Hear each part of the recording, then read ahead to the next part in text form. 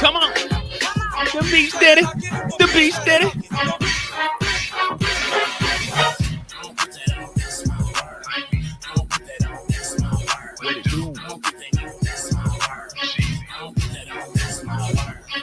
What up, what up? Welcome back to the channel. I'm Mode IJ. This is the after show discussion for episode 456. If you were tuning in with me on Wednesday, I said there was a little birdie that told me Mo 3 episodes were dropping. And then there were some people that said, Mo, you don't know what the flippity you're talking about. I said, hey, don't quote me on that. I'm just saying that's what they're telling me. And they did drop them. And I did do each and every recap for them. And let me tell you, I was falling asleep. And I'm not going to tell you what episode I was falling asleep on watching. But, man, we got a lot to talk about. Some people telling they significant other niggas is sexy. Some people are telling they significant other they fuck with the flirting. Some people lying to their little sister talking about they deeply in love. Some people smell that drink and they passing out. Some people just, I don't even know how to explain it. Some people were getting accused of being a bad guy, but they were just an innocent kid caught up in a mad city. Some people were supposed to go back to the UK, but had stacks of money just piled up in the heavy bag. Oh, my goodness. Oh, 4 episodes, 5 episodes, 6 episodes down. We only got 4 left. Why did they do this? Who was the program scheduler? Who said 3322? Who said do this? Who said do this? I didn't say do this. Either drop all 10 or give us one a week. But don't do 3322. We don't even know what that means. But we got 3 episodes this week. Episode 4, episode 5, episode 6. This is the halfway point, y'all. It's only 4 episodes left. It's only 4 episodes left.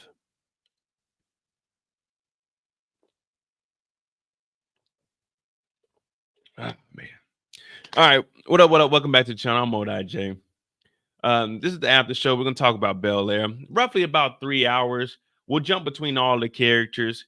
I don't have screenshots for all of them because that's just too many screenshots to take. So I just have the stills from when I was like recording. But I'll probably bring up like different points.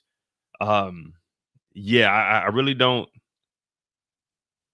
get me wrong. I like to binge watch shows, but as a content creator, I prefer them to have them broken down because this is a lot of work. Yesterday I did episode 4. Today I did 5 and 6 when I got home. So yeah, I wouldn't have been able to do screenshots, and it's hard for me to make videos predicting what's going to happen in the next episode or what's going to come up next, or even scenarios, just because we're going to get 2 episodes. So I could be talking specifically about episode 7, but once you get done watching, you barely remember episode 7. The last thought is going to be episode 8. I don't know. I don't know. Ty said, I just finished watching them off the chain. I'm off the chain like Kuta Kinte. Y'all heard Kendall. Man, hit that like button. All right. What do you guys think about these 3 episodes? Whereas the first 3, that's what we're gonna call them. The first third, the first quarter. We're gonna call that the first quarter because 3 months is a quarter. So what we looking at for the first quarter? Are we looking at the first quarter or the second quarter as the best episodes? This is the second quarter where we at right now. 4 through 6. This is the second quarter. What we on?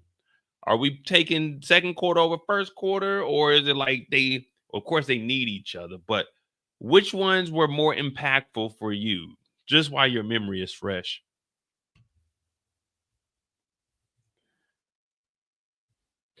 Me, yeah, I was talking trash about the Fast and Furious, but I did like that aspect of it. Um,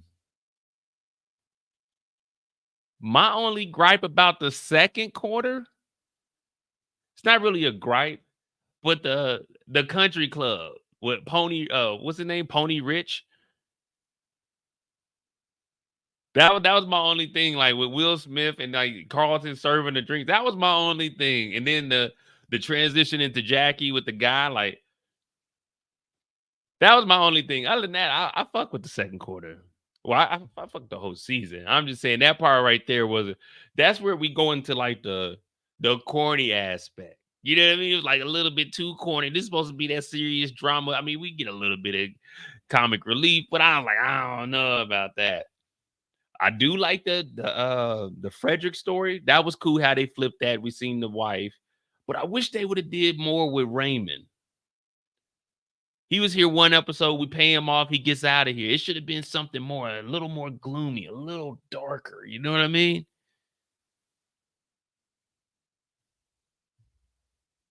Eric said he's starting to heat up now. Eric acting like he's commentating at a damn elementary prep rally.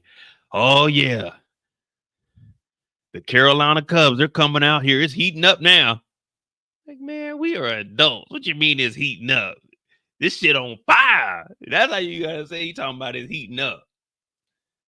Now I think it's over with Raymond because remember, Jeffrey said you owe me one, and he was like, "Man, all right, I won't." Say it's the last time I see you. So I'm thinking that he's just gonna take the money and go. But there is 4 more episodes, so I don't know, man. I do want to see something else with that, but I think they're gonna have Jeffrey focusing more on um the development with Omar and his construction company. Yeah, it was good to see OG Jeffrey. That was cool. The acting was good. They 50 need to go ahead and get him and bring him into something. We need to bring him into the Power of Origins. That's what we need.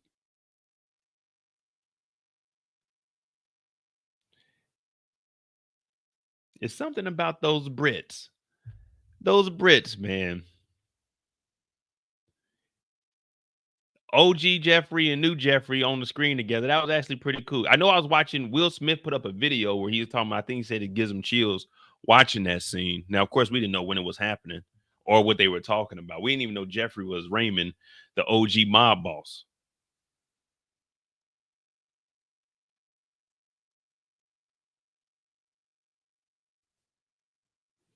Then we got what's the young boy's name? Do we call him a yeah, we call him a boy. What's the dude? Eli. She got caught in a room with a boy, but she's like, he's not a boy, but he goes by he, they. I mean, I don't know. You know me, I support the community. Hey, do your thing, man. Over here on my channel, we don't discriminate on color, gender, race, or what you do with your sexual preference. Over here, we only got one thing and one thing only. If you fuck up, we clowning you. It don't matter who you are, where you're from. If you fuck up, we're clowning you. And we don't care what your preference or orientation is. As long as you can get the job done, we don't care. But that leads to, if you fuck up, we gonna clown you. I don't give a damn who you are. No one is better than getting clowned. Turning Ashley into Willow Swift. I mean, they just in there grooving. Let's groove tonight. Eli about to do some shady shit. Nah, Eli's a spirit animal. That's all Eli is. Eli is harmless, y'all. What's going on, Erica? Ain't watch episode 6 yet. Well, you know, we're not going in order. It's just gonna be us jumping around. I'm trying to even think about what happened in episode 4, to be honest with you. Give me a second. Let me get a reference.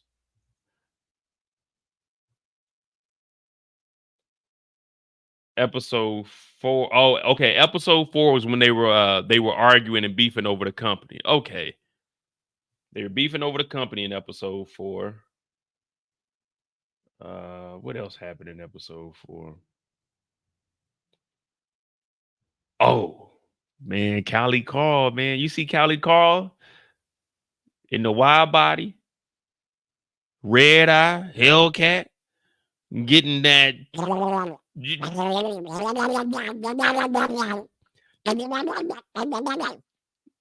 That's Callie Carl. Callie Carl is different. I said they showing this. What is this? Is this TV mature? Is this teenage? What is this? Not that they showed Callie Carl getting in the front seat of the Rover.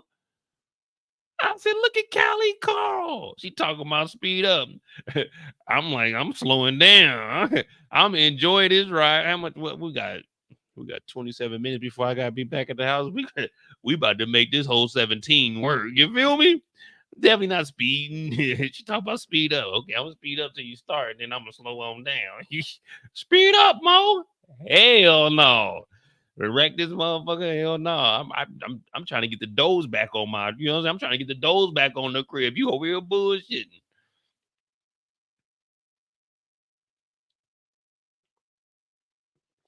Nah, Amira's just a high junkie. Amira talking about, here go our next high. You driving. Yeah. Hey, thanks, OT. Shout out to OT, the realest in the chat. You driving. She trying to hold your face like this. You low key trying to look out the side of your eye. This is how you driving. Like, okay, acting like you looking at it, but you really trying to pay attention. Oh shit. Hey, hold on. Let me pull this motherfucker over. What you trying to do? I gotta drive this motherfucker. I gotta get home. I got a curfew. And if I flip this motherfucker, it's over with. You gonna do what you gotta do. I'm doing 10 and 2. I'm gonna do 10 and 2, and you do you. Let's do what we gotta do. You feel me? I'm turning the high beams on there. I'm making sure I get home safely and drained. But hey, I don't write the script. I said, okay, look what they did to Callie Carl. They got Callie Carl out here living it up. I said, damn, Callie Carl is way more advanced than I was in high school. Now it make me look like I should have been in rehab when I was in school. I should have went to rehab a couple times, met some baddies, and well, we ain't had no beaches in Kansas City. We had a lake with a man-made beach. That lake was dirty as hell. And white folk used to be in there. I never got in that water. Amir is probably, oh yeah. So I mean, it's a whole bunch of shit. All right, hold on. Before we jump on, we could jump around. Or are we good? We just freestyling right now. We good? We just jumping around before we go into details with all the characters. But why is Amira talking about, like, first of all, got that James Shuttleworth? Nah, you know it. I got that Jesus Shuttleworth. That's what I got. First of all, you know the anniversary when your sister passed. So when Carlton says, "Oh, my family wants you to come for dinner," you should be like, "Nah, man, I can't that day. That's my sister's, you know what I'm saying, anniversary." But instead, you show up 4 hours late. 4 hours late. And I don't even know who lets these people in the front gate. The front gate far as hell from the front door, but they be getting up to the front door and ringing the doorbell. Who be letting them in that front gate? I know Jeffrey ain't out there. Jeffrey out there trying to get Penelope back. Oh man, she was beautiful too, man. I love that UK accent. Oh my goodness. Ooh. Ain't nothing like it. London, I'm coming home. I'm coming home. I'll be there in October. Well, no. October, I'm going to Munich. November, I'll be coming home, London. I'll be there for Veterans Weekend. Veterans Day weekend, I'll be there. God damn it, I need to go over there and talk to the king and let him know. You got to fight for the right to party. All right, Erica, thank you for tuning in. Now, Vi, oh yeah. If you're not in Discord, it's pinned in the chat. Join the Discord. Vi is a POS. This whole time, Vi had everybody confused. Everybody's been telling me, I can go back to them old lives. The old lives. People were telling me, Mo, no, Mo, Lou is a piece of shit. I'm like, Lou ain't that bad. I even said in season 1, we don't know what Lou really did. Whole time, Lou was being a mother effing man and had that pressure by his woman, go get what you own. And he went out there and she left him when he went to go put heat in the mother flipping house. He turned the heat on. He went to do the robbing, and Vi lied to Will for 17 years. Said your dad was a piece of shit. He was robbing, stealing, and killing when all Lou was doing was surviving. This whole time, Viv has been lying. We're going to talk about you, Viv. I got an hour and a half for you, sister. I got an hour and a half for you. Ooh. You make my blood boil. And the whole time I thought Aunt Viv was the goddamn villain, but it turns out Viv had a little bit of self-control and told Philip the truth. You didn't tell young William the Third the truth. And now Will lost out on his father because his father couldn't come around because you told Will that he was a mongrel. He was a thug. He was the scum of the earth. You're the scum beneath my feet. You lied to everybody. Will was growing up without a father, carrying guns because of, I was gonna cuss you out, but we got that for later on. You screwed this young boy Will over. You knew you was wrong. You knew the heat was off. You knew Lou went out there to go get when he was old because you were putting that pressure on him. And he said, I heard mine. He wasn't even a developed man at the time. He dropped out of high school. He lost his dreams to take care of you. And you told him to go get what he's owed.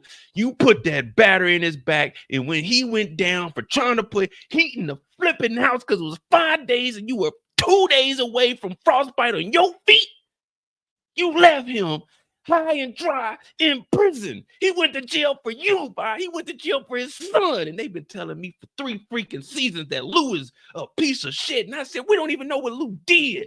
For all we know, Vi could be lying. Oh, she ain't lying, Mo. I said, what? We don't know. We don't know. And now we know the truth. And she talking about, I don't want to be around Lou. We know why you don't want to be around Lou, because Lou was rotting in that goddamn prison cell while you was sitting at the house, kicking it. This man sacrificed himself. And everyone said he ran away, Mo. He didn't run away. He got locked up trying to be a fucking father. Oh my gosh, Vi, we're on your ass tonight. I'm hot as hell. We just getting started.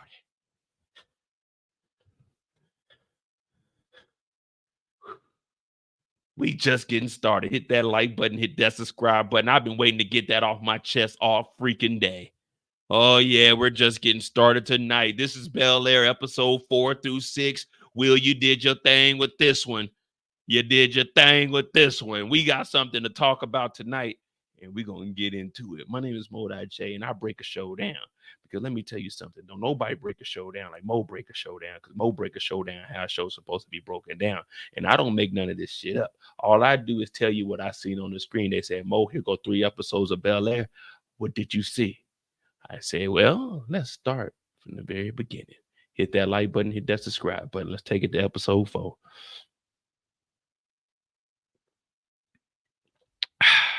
All right. Now, that was just a warm-up right there. That was just me checking my vocal range. You know what I mean? That was just me. Do, re, mi, fa, sol. Like, that was just me warming up. You know what I'm saying? As my dog Eric would say, it's beginning to heat up in here.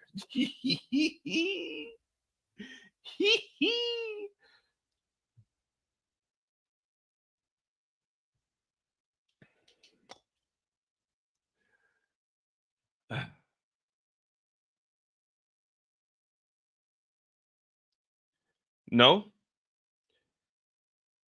Remember, I didn't leave that out. I said Vi told him to go get what he's owed, and then followed by she put the battery in his back. Because remember, she cussed him out. I'm not staying in this fucking house anymore. 5 days. She put the battery in his back. Remember, he was just going over there to get what he was owed. He was an innocent young man at the time. But the way Vi was lying, she was yelling at him too.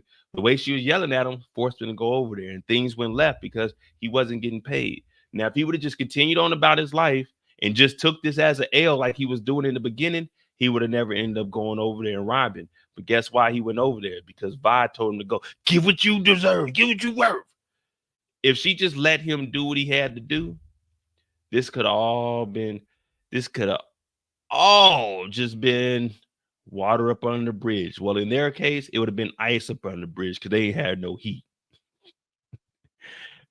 They ain't had no heat now for 5 days. Yeesh. Them Philly, I'm hearing like this is just word on the street. Them Philly winters, they bad, man. They get bad. The Philly winters get bad, I hear. All right, here we go. Like I said, I don't have all the screenshots because that's just too many. That would have been over 600 screenshots I would have took within a day. Definitely wasn't happening. So I just have like the steals, and then I'll go and jump around and get it. So who are we going to start with this evening? We're about 25 minutes in. I got my heart rate down. Zay's telling me I gotta stop. I gotta chill. All right. I got y'all, man. We're gonna get back to where we at. We're gonna get back to where we at.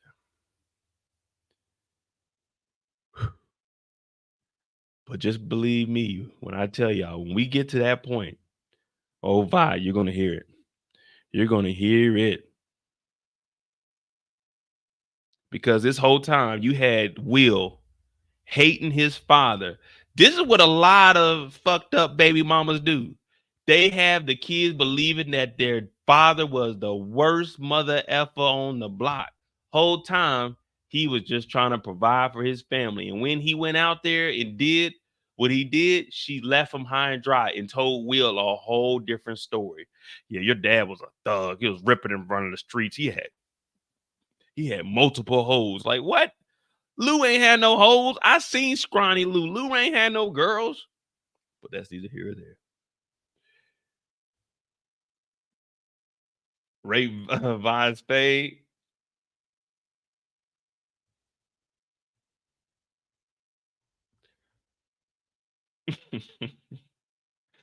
Hey, OT, chill.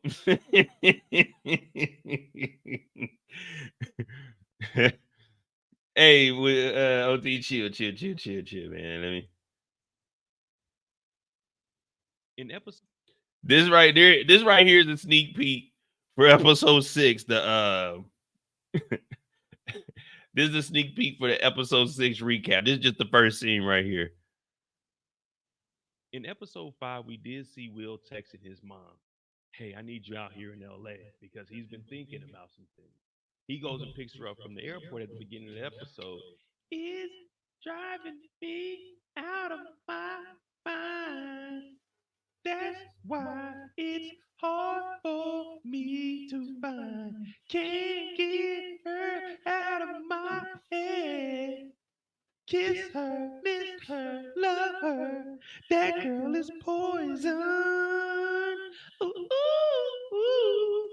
That's all I could think about. When OT said, rate her fade, all I could think about was her at the end of the song. Ooh.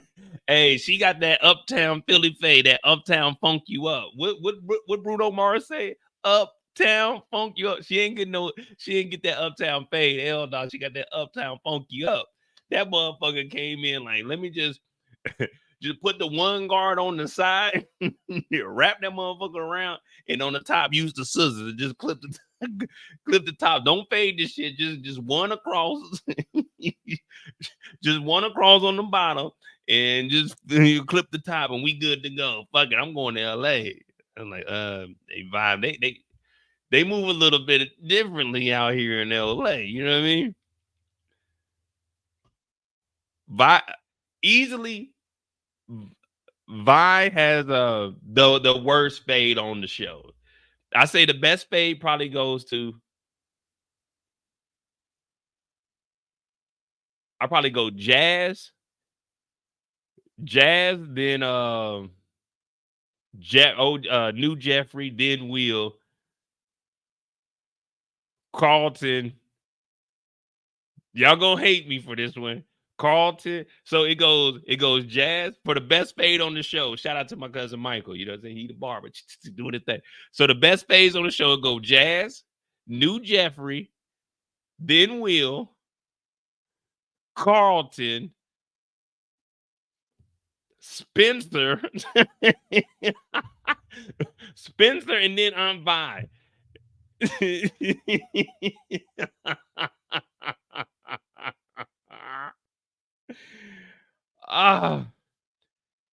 Oh yeah.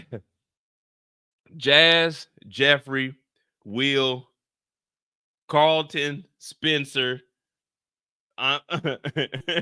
by Omar. Who the hell is Omar? I don't know who Omar is. Who is Omar? The manager?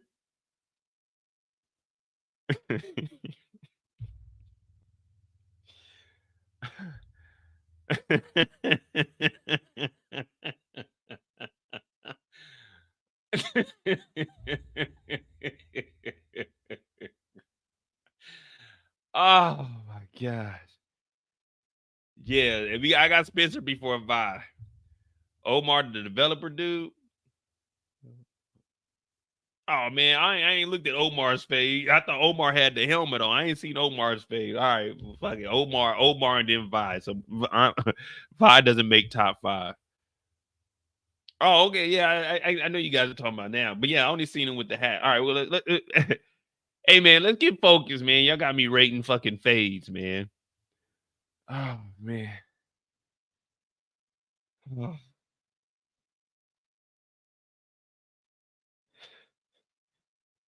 Y'all wild, man. Y'all wild, man. Y'all trying to make me walk the tightrope. All right, who we gonna talk about? Lou should have gave her a cut. Yeah, Lou. You think Lou about to cut that lion piece of hair? Hell no. Oh man. All right, y'all starting early. All right. Who we gonna talk about first, man? Who we gonna talk? We have Torian. This ain't even no episodes, man. Right now they had me rating fades and So all right, so the fade list is Jazz, Jeff, Will, Carlton, Spencer, Omar, LaMarcus, and then Vi. Y'all forgot LaMarcus just woke up. Marcus got LaMarcus just woke up. So LaMarcus's fade counts. We thought LaMarcus was dead, but LaMarcus is arisen. So LaMarcus we forgot about LaMarcus. Remember he got the haircut before him and Hilary posted on IG. So we forgot about LaMarcus. Oh my goodness. Oh wait, we forgot about Sharif. Sharif got a fade. Sharif was trying to fade something, wasn't he? Sharif pulled up with the lunchbox talking about. She said, "Oh, you brought lunch." He said, "Only if you gonna share it with me." She talking about shit. Okay. I'm like, damn. Maybe women do. Look, Viv got all this money, but she was still down for a little picnic. I'm like, let me go ask a basic motherfucker. Hey, you trying to go for a picnic in the park? She like, if you don't get your broke ass out my face. I'm like, damn, Aunt Viv went on a picnic with a nigga. Why you can't go on a picnic with me? I'm nigga little here. I'm nigga little here. You can't go on a date with me to the picnic in the park. I'm gonna make some sandwiches. I'm gonna even take the crust off the sandwich. You don't want to go on a picnic with me? Oh man. Nah, Sharif a real one. Sharif a real one. He pulled up on her. If I see she liking multiple pictures, I'm like, what she want? What she on? But man, that you got it. If she's shooting your shot like that multiple times, you got to shoot, my brother. They say you miss every shot you don't take. Sometimes you miss every shot you take, but at least you took them. That's why Plies once told me when I was younger, the more rounds you use, the less aim it takes. So you got to shoot your shot. Some people will call you thirsty. But one thing I realized growing up, we all get thirsty. We're human. We got to hydrate. So when a woman calls you thirsty, that just means shoot your shot. Quench your thirst, my brother. I'm a thirsty ass nigga. All right. Who we about to talk about, man? Who we got first? Now we got 3 episodes to cover, so we're gonna try to jump through them all. Probably keep it down like 20 minutes, maybe 20, 30 minutes. And don't say Ashley because Ashley only had 5 minutes total in 3 episodes. Exactly. OT know what I'm talking about. I'm thirsty, baby. Damn, nigga, you thirsty. You damn right. I'm trying to get hydrated. What's happening? I'm trying to drink some water. But if you got some liquor, I'll take that. All right, come on.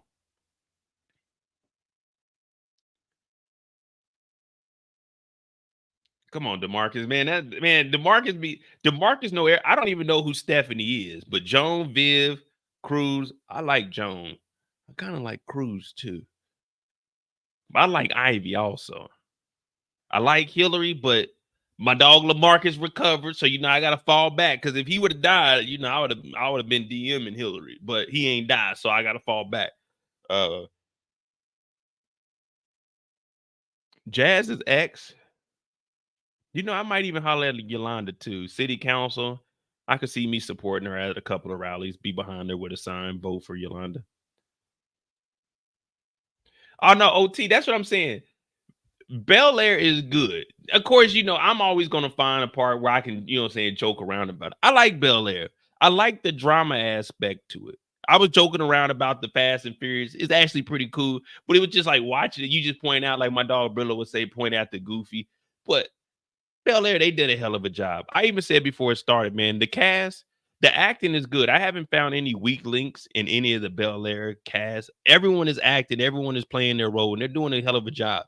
Even with the Viv and Phil, I was like, damn, you know what they were trying to do? They were trying to get a nigga like me to drop a tear. But the real thing is, I ain't crying off that. I'm watching that like, damn, Phil holding it down. I thought Phil was gonna say, man, ooh, when she said she thought Sharif was sexy. Man, Uncle Phil should have said, man, you ain't lying. I thought, man, when Erica put them lips on me, you should have. The things I want to do to you. Ooh, ooh, ooh, ooh, ooh. That's what Phil should have said when they was having that dinner. She said Sharifa sexy. I would have told her, man, when Erica put her lips on me, oh Lord, I ain't a big kisser, but let me tell you, when Erica pushed up on me, I said, this is what I've been missing. It's been 2 months. That demon in me is about to come out.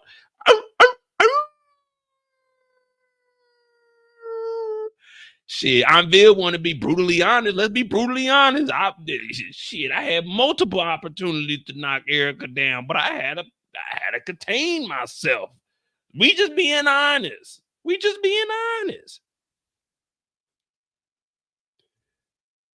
DeMarcus, thank you for the $2. Is Bel-Air better than BMF? Hold on, let me get right. Put a 1 in the chat for Bel-Air. Put a 2 in the chat for BMF.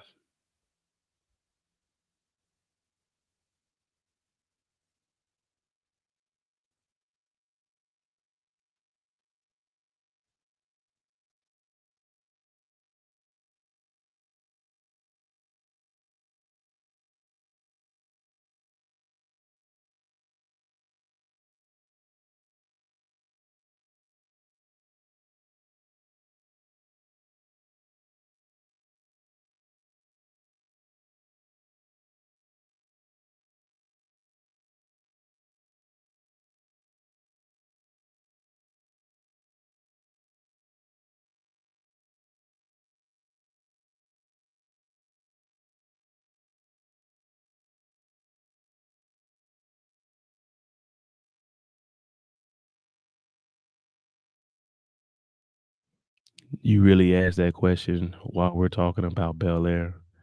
Bel-Air is better than BMF. It's not even close. It's not even close.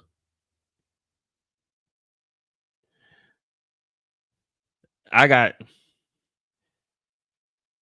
Bel-Air over BMF, man.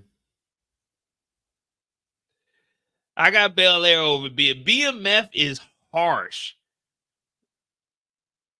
BMF, I like BMF, but BMF is harsh. From the little music that they be playing in the background that ain't got shit to do with the scenes, the grainy camera that they be using, the acting. I fuck with BMF, but the acting, hey, we gotta do better. Don't apologize, do better. But we not here to knock another show. I got Bel-Air over BMF. Let me just add, I'm just gonna ask this one question, and then we'll I'm gonna ask this one question. Who on Bel-Air? No. I'm just gonna ask this one question. I'm just gonna ask this one question. We just gonna see what the playing field is. Who on Bel-Air? This is gonna be a tough one for y'all too. Who on Bel-Air was equivalent to Young Miami? When y'all give me an answer for that, when you give me an answer to who on Bel-Air was equivalent to Young Miami, then I'll reconsider and look at BMF over Bel-Air. But until you can give me a character that was comparable to Young Miami in BMF, then I can't.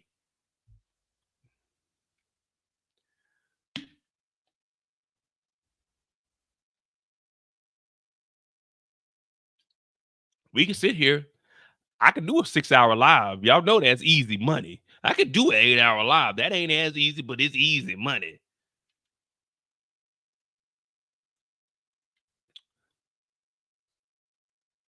Ashley's acting is better than Young Miami's acting.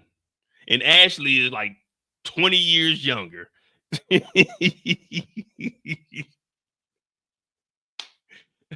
All right, man. Come on, man. We have 40 minutes and y'all ain't even talked about. We did talk a little bit about the show. All right, my name is Modai J. I'm giving an intro. We almost an hour in anyway. Who cares? Forget it. It's 3 episodes, man. We just jumping around. We having some fun. People like BMF. I like Bel-Air. Bel-Air does make you want to be a better man. Bel-Air makes you look at Uncle Phil like, damn, this Uncle Phil is really inspiring me.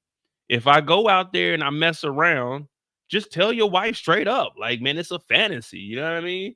But I don't desire anybody but you. You got to use the word desire. You can't say I want to be with anyone but you. You got to say I only desire you. And then she can be right back in your arms. She can be eating.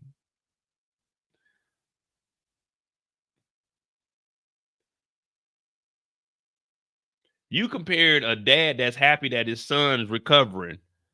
My boy, you gonna get back on that field to Meech. I don't even know what the fuck she said on there. All right, come on, man. Come on, get focused, man. Y'all just want to hear me do rants and stuff, man. Y'all don't even want to hear me talk about the show, man. Give me a character to talk about. Not, whoa, OT. We can't do that. Let's make it clear, y'all. Let's make it clear. Eli, he goes by he and they. He's non-binary. So I think he don't identify as anything, or he can be whatever he want to be. I'm not for sure. But he's technically, in Ashley's eye, not a boy, so she could be in the room with him. That's what she told Viv. I'm just telling y'all what I saw on the show. Now I'm trying to educate myself as it goes on, but he's non-binary, but he goes by he, they. I go by Mo or that little nigga here. You know what I mean? I either go by Mo or nigga little here. Those are the only two things you can call me. I guess I go by non-fuck boy. Yeah, I go by non-fuck boy. It's either Mo or little nigga here. All right, come on.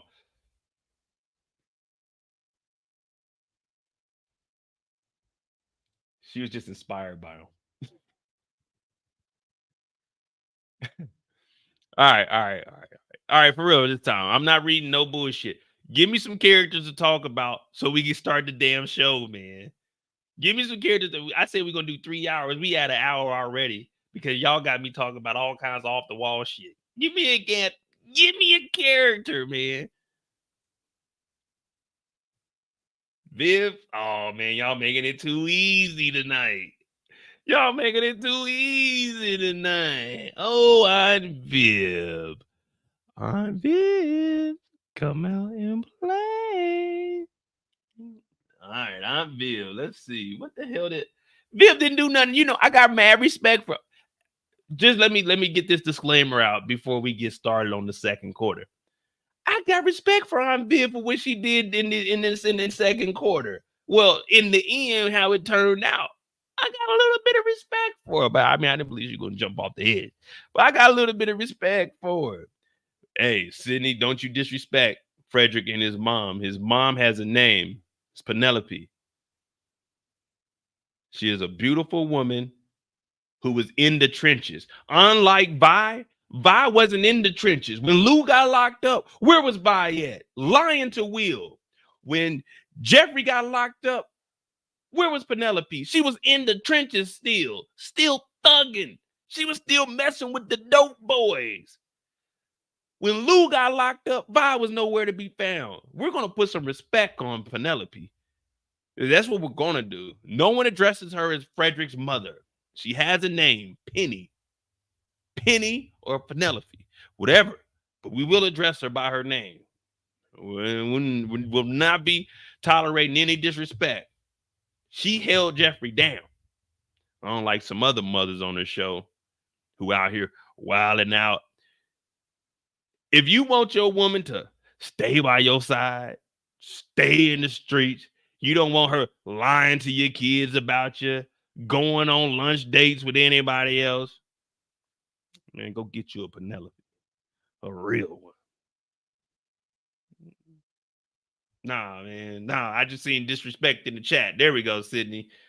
There we go. I just see someone say Frederick's mom. I was like, whoa, Penny has a name. We're gonna respect her. We can say Will's mom. We can say Carlton's aunt. We can say Will's mom because she's a piece of work. All right, we got Aunt Viv. Let me see what happened in episode 4. So we got to take it all the way back to episode 4. So in the second quarter, Aunt Viv, she's been running around and you know how I feel about these type of situations. You got to talk to somebody. But you can't tell your loudmouth friends about the issues you got going on in your house. You can find with a therapist or somebody that's going to keep their mouth shut. As soon as she said the relationship at home ain't where it needs to be, she yelling, you mean you and Phil ain't together? She like, girl, close the door. I don't want nobody here working knowing that me and Phil ain't fucking around. You never tell your loudmouth friends any information. I've been telling y'all this for the last 3 years. We don't tell the loudmouth friends anything of value. Because what's she gonna do? She gonna get in Phil's face one day. I heard how you doing. I heard how you doing, Viv. That's why you ain't getting none. Like, hey, yo, how does she know this information? But Viv's up here running the mouth because it's a lot of stress when when you start taking on these bigger roles and your career starts to progress, sometimes you got to scale it back and you really got to assess the situation. Now, I know a lot of people say there's different kind of stress factors. You got Carlton at home drinking the bottle. He messing with a junkie. We don't know what the hell Ashley's doing during the day. Hilary got a boyfriend or slash fiance in the hospital. He just woke up because he took a concussion hit that we ain't never seen in this world. He's the first person to take a concussion hit, jog 20 yards, fall out, wake up 3 days later. So now she definitely ain't got no stress reliever at the house because she's disconnected from who? Uncle Phil. So when you ain't got that stress reliever, niggas start wilding out. Niggas start acting different. You see what I'm saying? Now, Joan, I like her. I don't fuck with her. She was trying to get at Jeffrey. I don't know what Jeffrey was on. Jeffrey turned that down. Oh no, man. We'd have been off in the guest house in the back swimming pool house. But anyway, she finds out that the marriage at the house, it ain't as good as it appears. And also, they're talking about Destiny and Destiny coming up here and potentially being the next up. So it's a lot going on with Aunt Viv, and she's trying to, how can I say, trying to ease her way into deciding who's going to be next up. She's trying to make sure that her kids are good. She's trying to make sure that her relationship with her husband is good, even though there's another girl, Erica, that's out here that didn't have any friends that just popped back up. And then they became BFFs, but then they started hating each other, but they don't really hate each other. But then Erica did pull a BS move and went behind Viv's back and kissed and took advantage of Uncle Phil, but no one gives Uncle Phil any credit for resisting because me, I probably would have messed up and knocked it down, but that's the old me. The old me's dead and gone. But now we continue on. So Aunt Viv, she doing her thing. It's like, okay, where are we getting with this? What's coming out of this? But they end up going to the club. It's ladies' night. Now, fellas, this shows you when it's a group of them like this, you got to come with your A game. Now,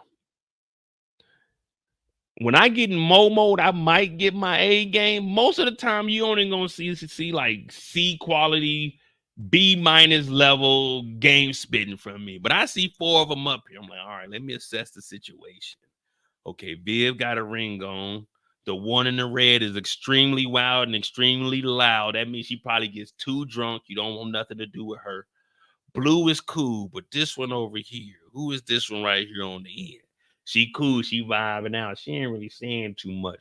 Now, what you got to do when you approach this situation, now I know there's a lot of my cheap brothers out there just like me.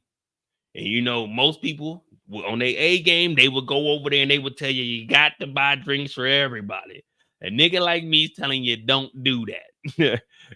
You're not buying drinks for everyone you ain't talking to. You got to look at the one you talking to and you got to keep your eyes on the prize. Boom, boom, boom. You might introduce yourself, jokey joke, because you're going to have to watch out for the one in the red. She party a little bit too much. This is who Eddie Murphy was talking about when Eddie Murphy said, my girl wants to party all the time, party all the time, party all the time.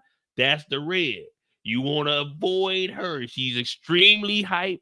She'll bump into you, knock your drink over, and you like, damn. And she just gonna keep partying like she ain't do nothing. You want to avoid that one right there. Now, if you got a homeboy on your team that's just, it is what it is, boom, you introduce that nigga off the back. He'll entertain her hyper ass.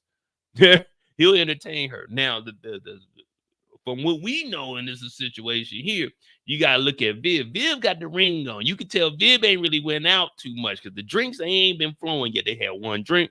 She talking about, oh, no, we already got one. Now, the music is playing in the back. Oh, yes, it's ladies' night. And I'm in this month like, okay, there's some ladies in this motherfucker. I'm like, damn, I wish I had some of my crew here, but it's just me. So I got to do what I got to do. I got the ugly chick. She coming over. Not one of these, but the ugly chick coming. I got to do a spin move. Now I'm at the bar because I already peeped them from across. I'm killed my drink. Now I'm trying to go over here and see what's happening. Now, they over here, they getting drinks. And you hear, let me get another round of tequila. Okay, they on tequila tonight. Shit. Okay, let me try to convert myself over to tequila. Let me get another hen and coke. Make it a double. Matter of fact, let me get that Remy. Yeah, let me get that Remy. Make it a double. No mix this time. Just make it a double on the rocks. Kill this, and I'm gonna go over here and take some shots with them when I get a chance. But Aunt Viv, she ain't getting loose yet. But then Aunt Viv does get loose, and they got that Mary J playing. Now this is where things take a turn. I ain't never see Viv talking about we outside. Whenever you hear that, that's like the bird call right there. Whenever you hear a group of girls talking about we outside, someone ain't making it home. They about to get too toe up. They ain't gonna be able to enjoy the whole night.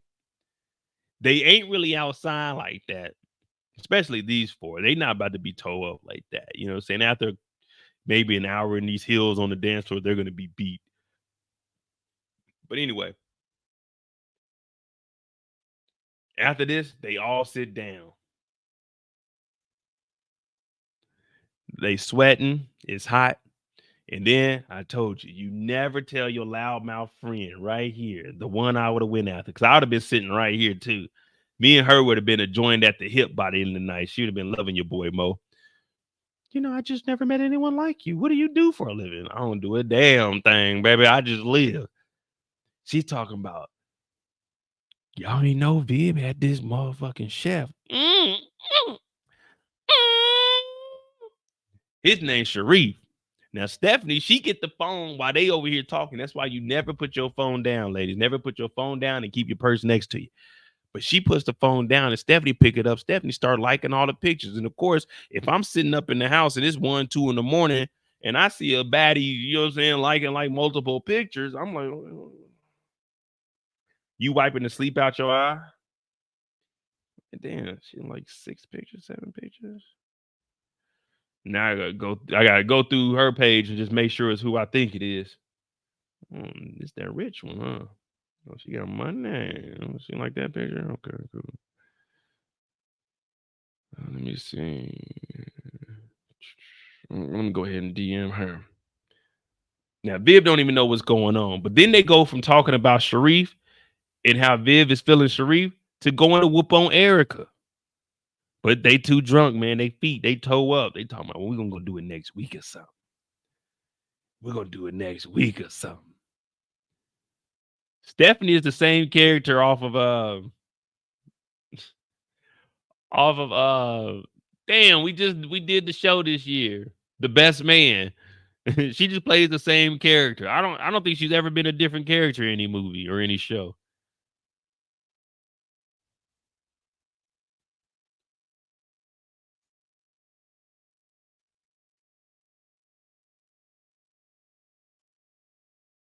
But then at the end of that, Uncle Phil's waiting up for her because she done went out. She goes upstairs and sleeps in the room. I really don't understand that.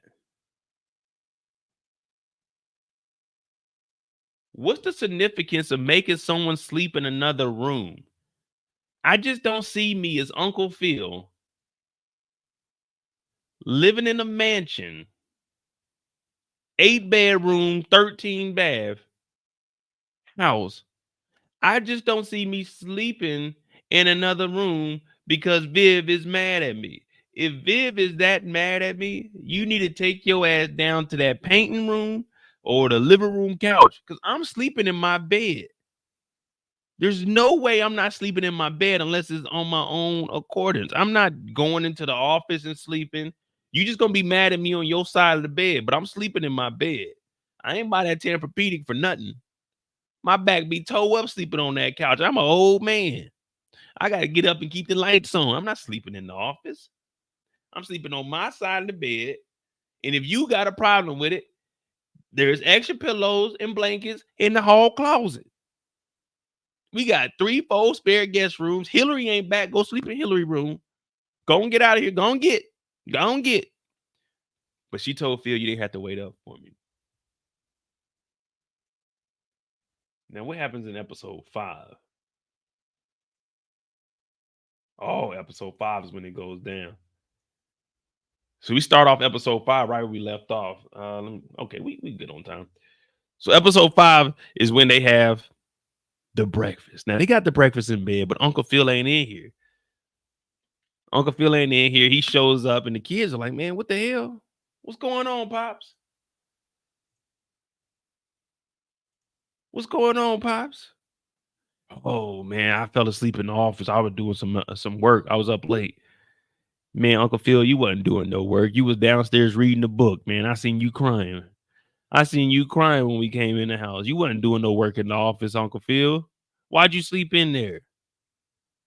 He come in holding the pillow like a little baby, but then he gets dressed and he tells her, "Look, it's our anniversary, and I don't want to be mad at each other." Wait, is this episode 5?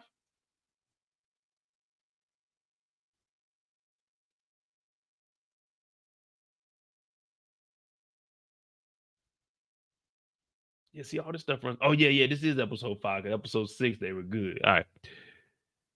So he's like, "Look, I want to go do something this evening, have a little dinner. I don't want to be mad at each other." And I'm like, "All right, cool. That's respectable. We're gonna get past it."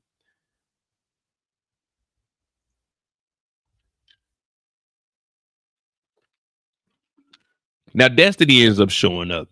Now, what I like about Destiny's artwork is good. And Destiny, the story that they gave for Destiny was actually pretty good. I like that story. She went to the museum and she seen Aunt Viv's artwork. She seen Sunday's Best of the little black girl getting her hair combed. I was like, that story was cool. What y'all think?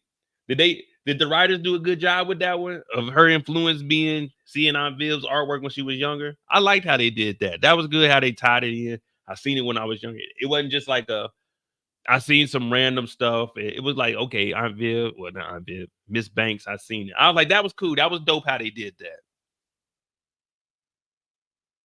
Because remember, at one point in time before she became a professor, that's where season 1, where I started doing the artwork. Aunt Viv ain't did no paintings in a while, but that's where we were doing drawings each episode because Aunt Viv, she took a hiatus. Remember, she used to be an artist and then she stopped and she began teaching, and then she wanted to get back into the artwork. So it shows, hey, Aunt Viv was really that girl, well, that woman back in the day. It's just she took a break from it. She retired. Well, don't let me say retired because she got mad at Uncle Phil. She just stepped away from a second. She did like Michael Jordan. Sometimes you gotta you got to step away from the game. You know what I mean? And then come back better than ever. Like 4-5. You feel me? But not 4-5 because 4-5 couldn't get it done. She came back as 2-3, and now she's reaching out. Just like Blackccess, just like Philip Banks and Associates, she's reaching out. And that's one of the themes about the whole Bel-Air show is reaching out and helping the next generation. Now, she grew up off of Aunt Viv's work, and that's what inspired her. And she said ever since she seen that painting of Sunday's Best, she always wanted to paint and have representation of her and of all the other black girls out there so they could see themselves in the artwork. I said, damn, that was good right there. All jokes aside, that was good right there. I said, I fuck with that. And it ties into everybody. It ties into everybody because we heard Uncle Phil say last week, we putting that ladder down so the next generation can climb up the ladder. We got to give assistance to the next generation because the generation before us didn't have that help. All my life I had to fight, and I had to fight so y'all ain't have to fight. So all I need you to do is hit the like button and the subscribe button and help me fight for the cause to help you fight for a better tomorrow. Because one thing I learned, there will never be another today. There will only be a tomorrow. Remember that. I know y'all like this nigga Mo preaching. Calm down, Mo. Get back to the show. All right. Well, that's the Destiny storyline right there. But now it gets deeper. The rabbit hole gets deeper. Hello, who is it? Sharif. Sharif. Sharif shows up. Hey, man. I know that who I think it is. Sharif, what are you doing here? Oh, no, don't even play with me, girl. I seen them likes. Oh, Lord. I seen them this morning. I was trying to take them off. Oh no, you're too late. I seen you took 1 or 2 of them off, but I screenshot it. I ain't gonna never forget this moment. Well, I'm a little busy here. Well, I brought lunch. Well, what did you bring lunch for? I got enough for the two of us, but only if you're joining. Sharif, slow down. You're moving a little bit too fast. It wasn't even me that liked it. We got carried away. We were talking about you. Well, I'm flattered that you and your homegirls were talking about me last night. Oh yeah. You think I'm sexy, huh? Well, I ain't say all of that, but a girl could eat. Well, I got some of the finest cheese from Sweden. Now they don't let the cheese out of Sweden, but I know a nigga that know a nigga that robbed a nigga that know a nigga. Oh, look at you, sweet talking me. Ooh, if you wasn't so young. Age ain't nothing but a number. We only like 10, 12 years apart. It ain't nothing to do with. Well, you need to watch yourself. I'm a married woman. Being a married woman didn't stop you for telling your friends how sexy I was, and from you to like all my pictures where I was biting my bottom lip like, Arr! Well, you're right about that. Oh, Phil, what are you doing here? I came to surprise my wife on her anniversary. And you're who? Oh, yeah, that's right. You're Sharif, right? Yeah, okay. Well, yeah, I brought these flowers for my wife. Oh, Phil,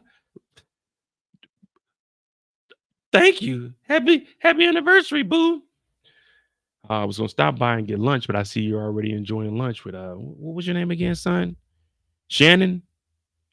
Sharif, sir. Oh, yeah, Sharif here. But don't worry about it. Finish up what you guys got going on here. Contact me when you get home. It's no big deal. I'm gonna go ahead and head on out of here. Viv was like, in her mind, this is her thoughts. Oh shit. This nigga done called me flirting with this young nigga. How am I gonna get out of this one? Oh, I got an idea. If he brings it up, I'm gonna flip the story on him and talk about when Erica admitted to me that she kissed him and he didn't kiss her. I'm gonna throw it back on him. That's what I'm gonna do.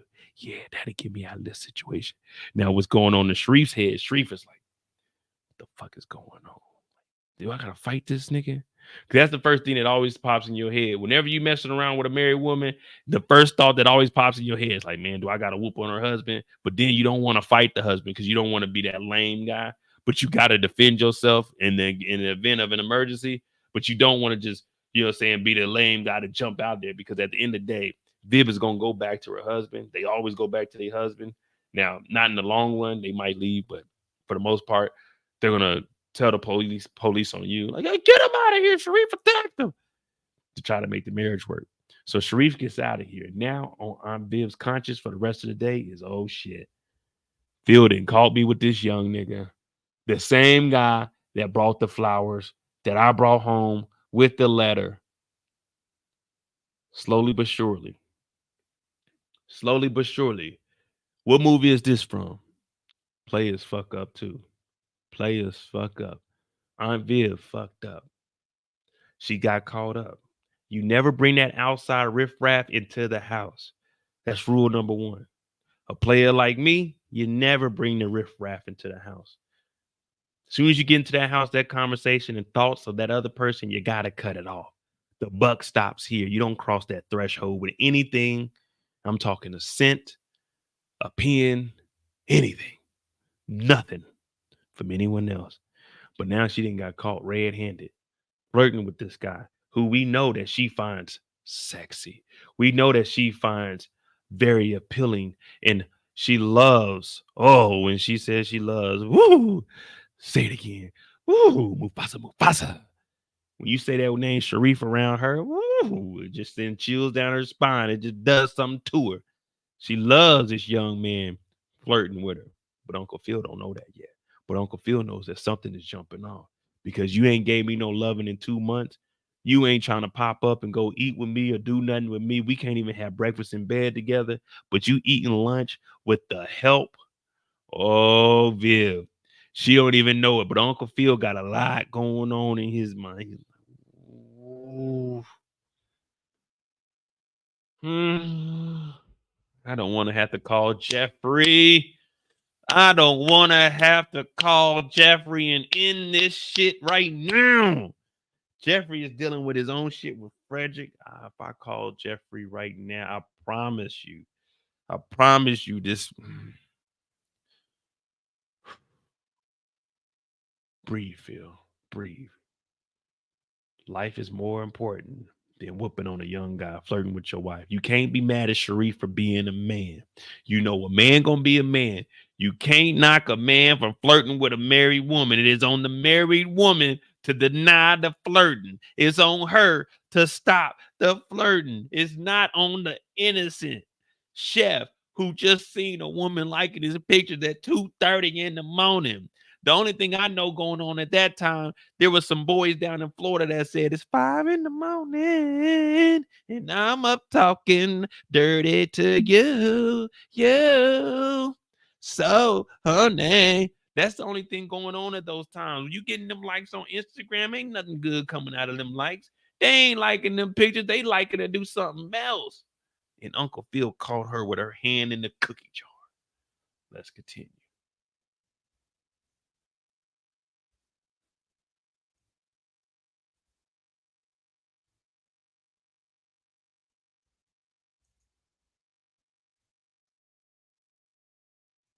Oh yeah, Sydney. Eating lunch with the help.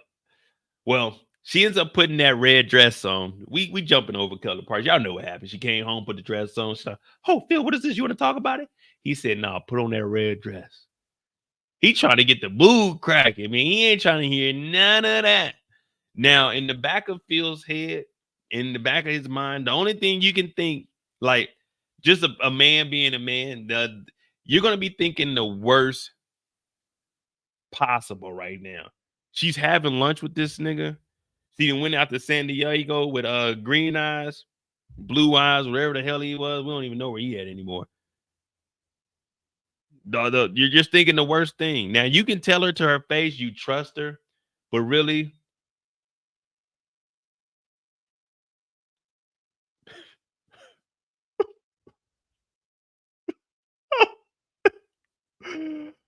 oh, Phil went home and started crying because he thought she fucked this nigga Sharif. She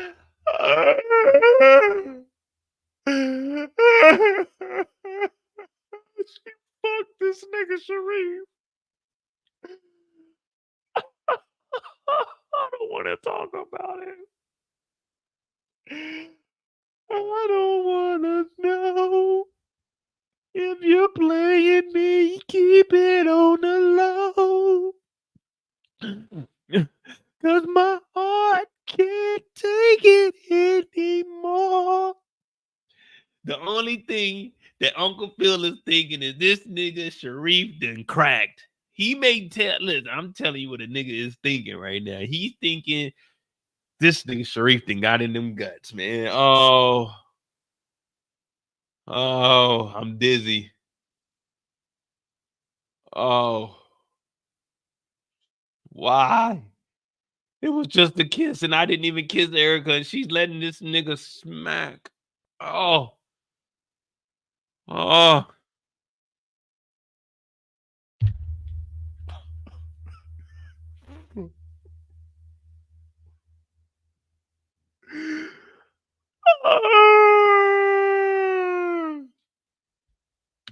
And then they get here, and she don't give him no reassurance. She tell him, yeah, I think that nigga sexy. Yeah, I like that nigga flirting. She talking about get it sexy, get it sexy. I'm like, what? I ain't know Aunt Viv knew that song. Aunt Viv laid it on the line. She said, I like the flirting. She told a nigga, this is why being a good guy never works. A good guy always comes in last. She said, you do everything right, but it don't seem real. What kind of shit is that? You having dinner with lunch with a nigga that you know, even your daughter said that he was flirting with you. You know he's flirting with you. Jones said he's flirting with you. Stephanie liked the picture. This nigga showed up. You were supposed to tell this man, no, it's nothing. We're not having a lunch. None of that. Thank you for your help, nigga. I'm a married woman. But no, you went out there and then you told Phil you thought he was sexy. What kind of shit is that? She would have said, Mo, I think it is sexy. I think he is sexy. I do like flirting. I would have flipped that table over. I would have told the owner of the restaurant, I'm not paying for that bill. Put it on her tab. She's paying for it, damn it. I'm hopping in the car. I'm driving home. I got to go to the house now. I got to go to the house. I got to go to the house now. You just looked me in the eye on my anniversary with you. I love you, girl. And you said a nigga is sexy and you like the flirting from this nigga. Now, all of that's going on in Phil's head because Phil is a man of composure. I was just giving you the scenario. Those are just the thoughts that were racing through his mind because when they got there, he didn't want to talk about it. But Viv wanted to talk about it. She wanted to throw that in his face. She wanted him to know that she liked niggas fucking with her. She wanted him to know that she knows niggas is sexy. She wanted Phil to know I got options, nigga. Don't think you the only one that can play the field. She wanted him to know this. So now it's on Uncle Phil. So when Uncle Phil, hear me out. When Uncle Phil does the same thing and tells the truth, now she's flipping it. What did I tell you when we was out there having lunch? I know how I can get this. I'ma flip this shit on Phil. So when she says a nigga is sexy and it's okay, I love a nigga flirting with me. When he says, I ain't gonna lie, I like Erica pushing up on me. I like the flirting. Oh, so it wasn't just a little kiss. Did I say that? I said the same shit you did. Erica confessed to you that she kissed me. I did not kiss her. She kissed me. So when I'm telling you the truth, why am I the bad guy when you just told me I do everything right? Aunt Viv is a piece of work too, but that's how I know Viv and Vi are freaking sisters. They act the same way. How is she going to be able to tell her truth? But then when he says his is wrong, when Erica said she kissed Phil, Phil did not kiss her. Phil stopped the kiss. And now he's like, I like the flirting too. I like Erica pushing up on me. She took it a little too far, but I stopped it. Oh, it wasn't just a little simple kiss. And he's like, what? What do you mean? I told you it wasn't nothing. I stopped it. I kept that from you. And then she sits here and she says at the table, it's been stressful. The relationship has been stressful. Episode 3, or episode 3, she said, oh, you're saying this marriage is stressful? She just confirmed the marriage is stressful. Everything Phil does isn't right. It's wrong. I remember her sitting on the bed and saying, oh, you're saying the relationship is stressful? But at this dinner date, she said the relationship is been stressful. Make up your fucking mind, Viv. Make up your mind. This nigga's trying to do everything he can to get this shit back right. You know he didn't kiss Erica. Erica told you to your face that she kissed him. He stopped it. He told you he was trying to branch off from Erica, and you told him why. Why? This nigga Phil is trying to make shit right, but Viv is making it harder and harder and harder and harder and harder and harder. Pause on all of that. What are we talking about? What are we talking about? Are y'all watching the same show? Did she not say in episode 3, oh, you're saying this relationship is stressful? He said, I don't want to bring more stress into the relationship. And now she's sitting here telling her truth and said the relationship is stressful. What the fuck, Viv? What the fuck, man? You do everything right, Phil, but it just don't seem real. What the fuck else can I do? If I do the shit right, it don't feel real. When I lie, it ain't the real thing. When I tell the truth, it ain't real. What the fuck? I can't do shit right in your eyes, Viv. What the fuck you want me to do? What do you want me to do? Huh? Tell me. What right now, I need you to write it down. I need you to write down what you need me to do. Tell me what I gotta do to please you. Baby, anything you say, I do. Cause I only want to make you happy. From the bottom of my heart is true. What do I gotta do, Viv? What do I gotta do? What do I do? Huh? What do I do? I just can't get right. I just can't get right. I just can't get right. What the fuck?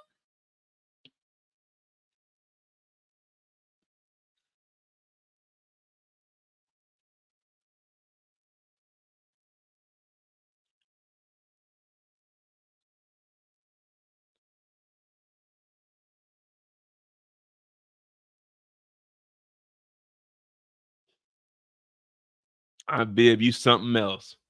You something else, girl. But Phil, he's trying to keep his wife, and he ain't trying to lose half of everything he got either. So he gonna do what he got to do. But they make it happen. They want to grow old together. They go home. This was dope, though. This was dope. This is how you know you got some money. This was dope. Having a projector, having their old wedding picture. They put their hair on Phil. That was cool. I thought this was dope right here. That's how you end the night. And then they give Carlton back his doors on his, I think that was in episode 6, though. But that's pretty much the highlights of Aunt Viv through season 2. Well, yeah, quarter 2. What y'all think about Viv, though, so far? I mean, I knew she was going to hold out. I definitely didn't think she was going to really mess around with Sharif. So that's cool.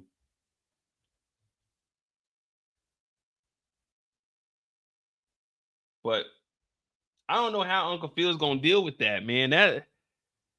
That's just tough. Like, you do everything right, but it doesn't seem real. So do everything wrong and make it feel real.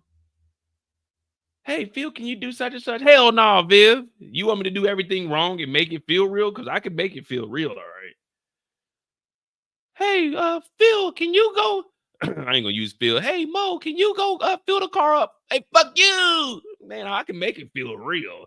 Man, go fill the car up yourself. I ain't filling that shit up. I ain't driving. I can make it feel real. I can do all the wrong things and make it feel real. But I've never heard anyone say that. That's like an oxymoron. You do everything right, but it don't feel real. So it's basically, it's fake. It's fake love. So I've been doing everything right for this long. I don't know, man.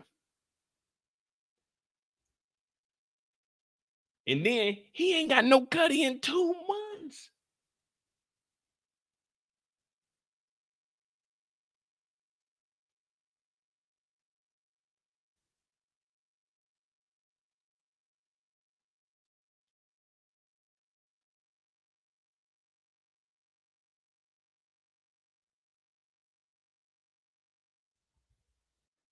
Two months. And this wasn't voluntarily.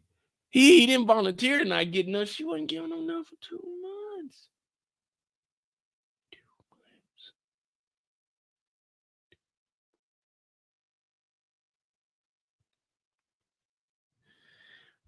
months. Jeez Louise, that's wild. That is wild, ain't it? Well, let me see something. How many minutes in a day? It's 1,440 minutes in a day. 1,440 minutes in a day times 30 days equals 43,200 minutes times 2 months, 86,000 minutes, 86,400 minutes in 2 months. All I'm asking for, Viv, is 10 to 15 minutes of your time. In 2 months, I'm just asking for 15 out of your 86,000 minutes. I'm just asking for 10 minutes, 15, 20 minutes tops. 20 minutes tops of your time, baby girl. That's all I'm asking for. You got 86,400 hours in 2 months. I'm just asking for 20 minutes to, you know what I'm saying, that we can go do what we do. I'm just asking for 20 minutes. That's it. 20 minutes. Let's see, with 20 minutes,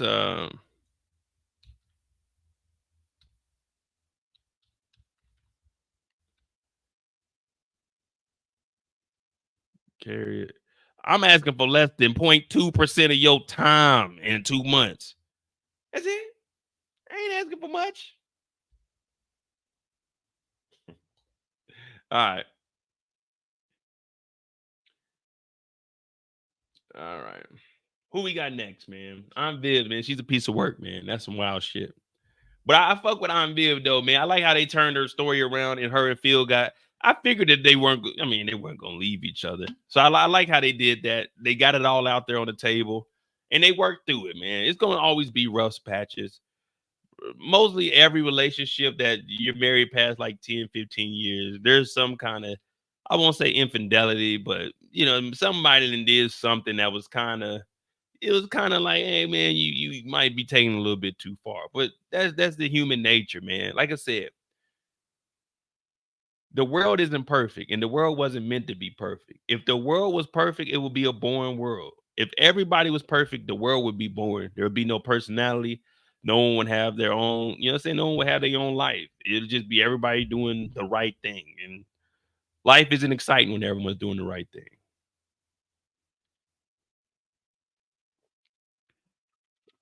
Oh, man. Jeffrey. All right, we get Jeffrey, Frederick, and Penelope. So we'll just throw all of them together.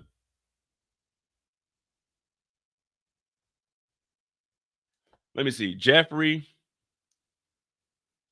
We got the Jeffrey bloodline. Carlton. Jeffrey, Carlton. Phil, Will.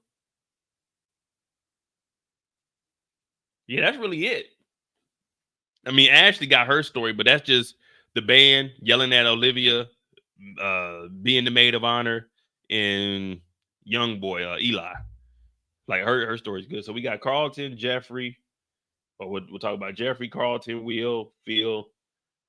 Because Will got Lisa and Jackie in his story. Carlton got Amira, Spencer in his story. Jeffrey got Frederick and Penelope.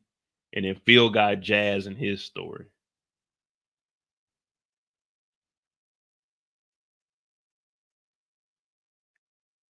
Nah, life ain't fun if everyone's doing the right thing. Like if everyone's doing the right thing, that means we'd all be going to bed, we'd all be going to bed at the same time. We'd all be getting 8 hours of sleep. If the world was perfect, that would be a boring life. We would all be getting up on time. You know what I mean? That would be a boring ass life. If everyone was perfect, that means no one will be taking vacation because your ass is getting up and going to work every day. You got perfect attendance. You can't take vacation time because you got to keep your perfect attendance. You see what I'm saying? A perfect world would be a horrible world. There's no way. You got to be able to, that's why we got free will.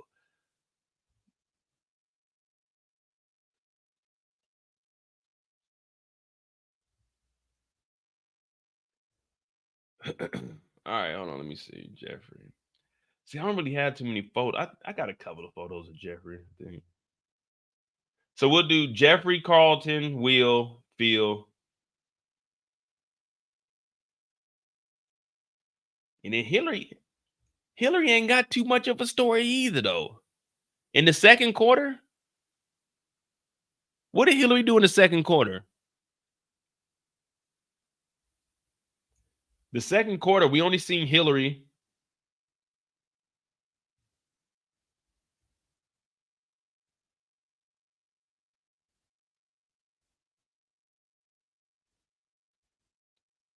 Hilary was at the hospital. Jazz pulled up. She wasn't in episode 5. Episode 6 is when she talked to Ashley. Yeah. Hilary ain't do nothing in the second quarter. Not tell LaMarcus the truth.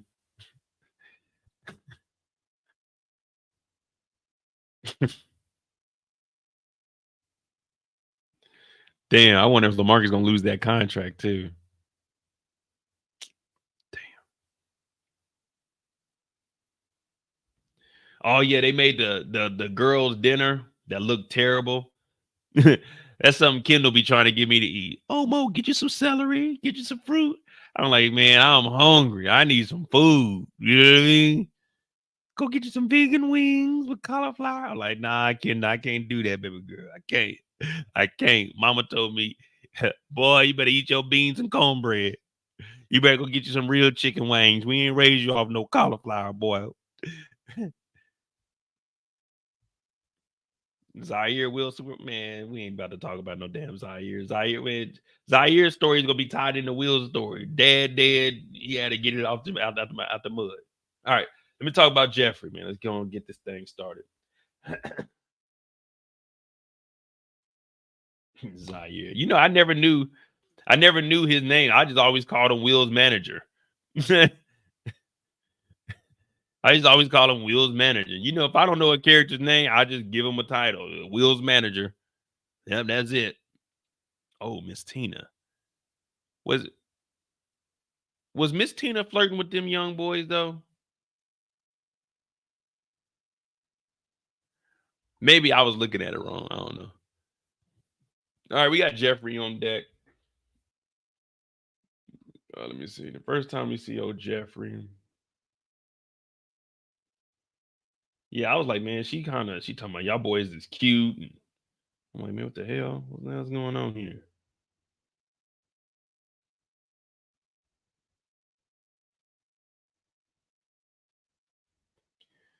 All right, so in episode 4,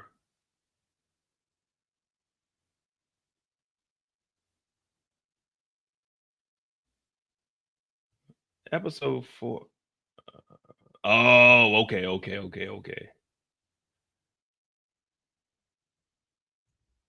So we see Jeffrey pop up 3 times. Jeffrey pops up 3 times. And what we seen in episode 3, see, this is crazy talking about episode 3 when we had 3 episodes this week. It's like, you remember in episode 3, the last episode, but all right. So we had the drag racing and we know that Jeffrey came and picked them up, right? So now he's asking questions. The beginning of episode 4, he pulls up on Will in the kitchen. Will's like, "What's up, G?" He's like, "Is everything all right, Will?" He's like, "Yeah, you know, me and Carlton, we got this big presentation. We ready. We about to go get it out the mud."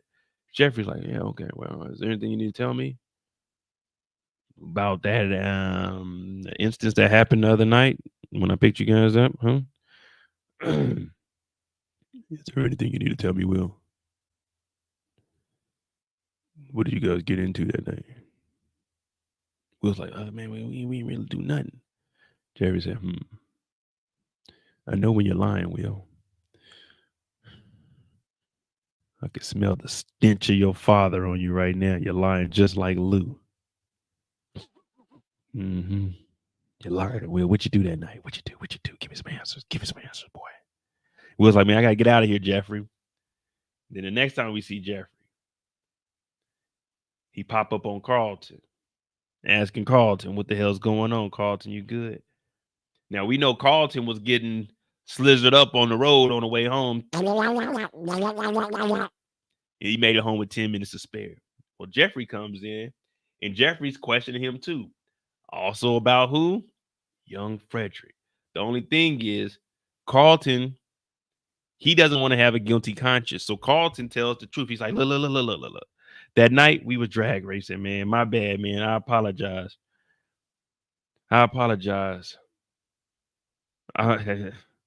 Man, I just got to come clean with you, man. I had that on my chest, man. We were drag racing. Will was the one driving. I wasn't really driving. I was trying to stop him, but he insisted on driving. So I hopped in the car with him because he didn't know how to shift gears, and he double shifted at the beginning of the line, and he jumped off, and he got behind, but I had to tell him a shortcut. I hit the clutch, and then he did hit the clutch, and then I hit the handbrake, and it was just crazy that night, Jeffrey. But I had to tell you this. It was fucking crazy, man. I promise you, man. I didn't mean to do it, but we had to do it. I just didn't want that on my conscience, man. It's already hard. I'm fighting demons. And Jeffrey's like, Carlton, I don't give a fuck about none of that. You know what I'm here for. And Carlton's like, all right, well, listen.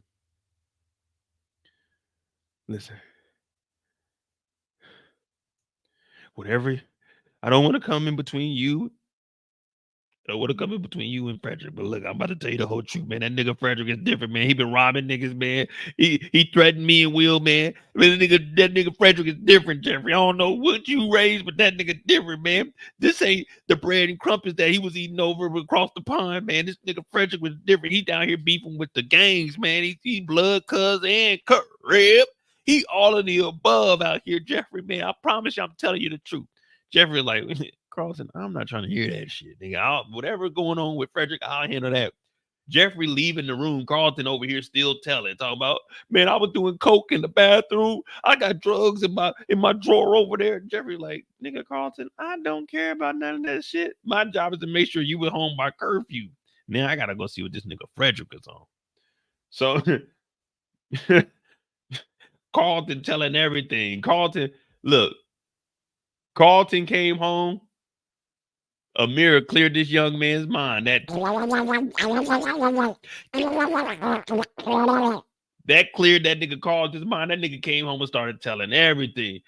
Hilary kissed Jazz. Ashley likes girls. Uncle Phil, my dad, he kissed Erica. Well, Erica kissed him. Oh my God, I don't know. Man, it's just so much shit going on, man. Like, damn, Carlton. Amira did that to you. She didn't clean your system, and now you over here telling Jeffrey like, hey, Carlton, calm down, nigga. I ain't no rat or nothing. I ain't about to go tell Phil all of this shit. I'm gonna handle shit at the base level. You always want to handle it at the lowest level. So he gets up out of here. And this is one thing I gotta point out to y'all. You know, I be on them phone numbers.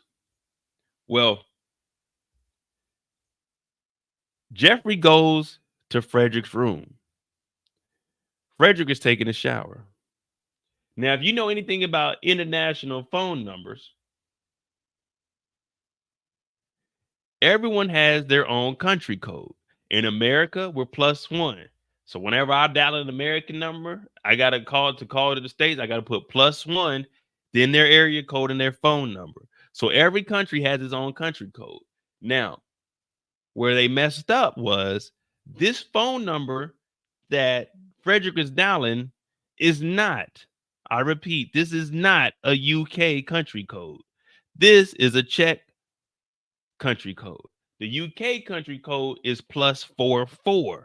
So why does she have a Czech Republic country code?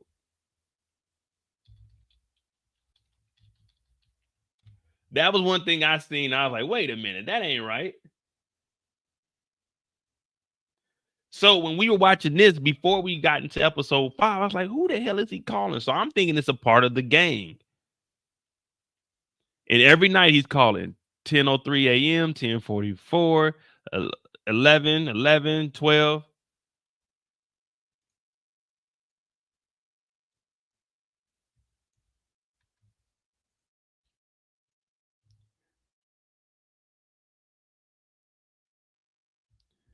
Yeah, I thought Frederick was talking to one of the gangs over in the UK, but when I seen the country code, that's just me looking at it. I'm looking at it like, wait a minute.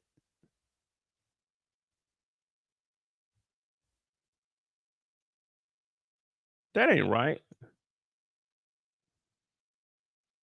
Oh man, that ain't it there. Come on, man. Where's it at?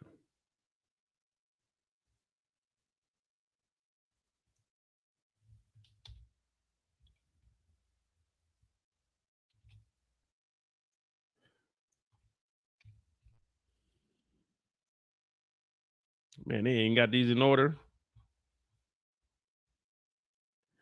The United Kingdom is 44. So I was like, wait a minute. Who is he calling on the 42 number?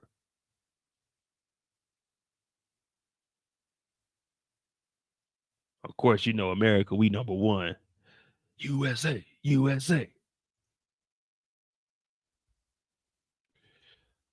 +44, +42 country code. See, it was previously used by the Czech, then the Czech Republic and Slovakia. See, the Czech Republic adopted 420, so you just got to throw the 2 in front of it. Slovakia got the 421. So I was like, who the hell is he calling in the Czech Republic? But Uncle Phil found that burner phone. Now, I didn't even know you can make international calls on this kind of phone. The best app to download is WhatsApp. Use WhatsApp. That's all I text people on is WhatsApp. It's encrypted, and you can text around the world, and you can make free phone calls on there, and you can video chat for free. I know people, well, if you got an iPhone, but everybody in these other countries, they ain't got iPhones. iPhones is really only big in the States and like in the UK, but a lot of these other countries, they're on Android phones. Just FYI. But he goes in here, he finds this phone, and he's like, damn, he's calling somebody every single night.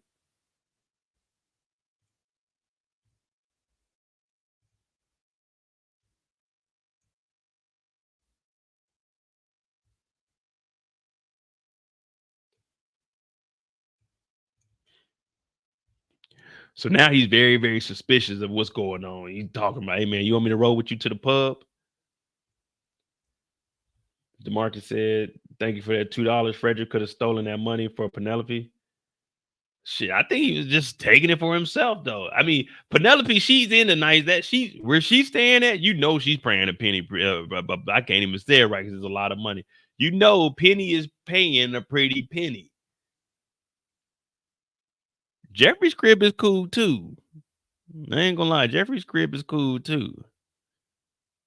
I wonder how much Phil is paying him a month. He probably getting about $5,000. No, he got to be making about like $7,000-$8,000 a month working for Uncle Phil. But he's talking to Frederick, and he's suspicious because he found that burner phone. And Frederick's talking about he's going to the pub. One thing about those Brits, they be in the pub all the time. When it comes to football matches, they in the pub. They are watching Manchester United. They're watching Arsenal. They're watching all of it. They be in there. Oh, oh, oh, oh, oh. They be in there. I'm talking about lit too. And they be in there crying when they lose. Man, I've been over there and watched one of them match. I was like, man, y'all a little too lit. Y'all a little too lit. The football matches get so crazy. You know why the World Cup was going on? Well, not the World Cup, the FIBA Cup was going on over here when I was going out to the Euro Cup matches. The Germans they were putting out warnings to like the Brits and the French when they come to Germany, don't drink the beer, smoke weed, because they don't want them to be in the pubs brawling. Because when the Germans get with like the Brits, when it comes to like football, oh man, they be in there fighting. I'm talking about brawling. I'm talking about they going at it. You really seeing glasses flying. It ain't like the little hood stuff you see on the shade room. This shit be for real. I'm talking about niggas is jumping off the top rope. I'm like, how the hell they get this rope in here? They throwing people out the windows. They fighting on the curb. There ain't no shooting or nothing, but they in there going at it though. They told them don't drink the beer because y'all get too crazy. But now Uncle Phil's like, all right, well, you don't want me to show up? Bet. I'm gonna just follow your ass.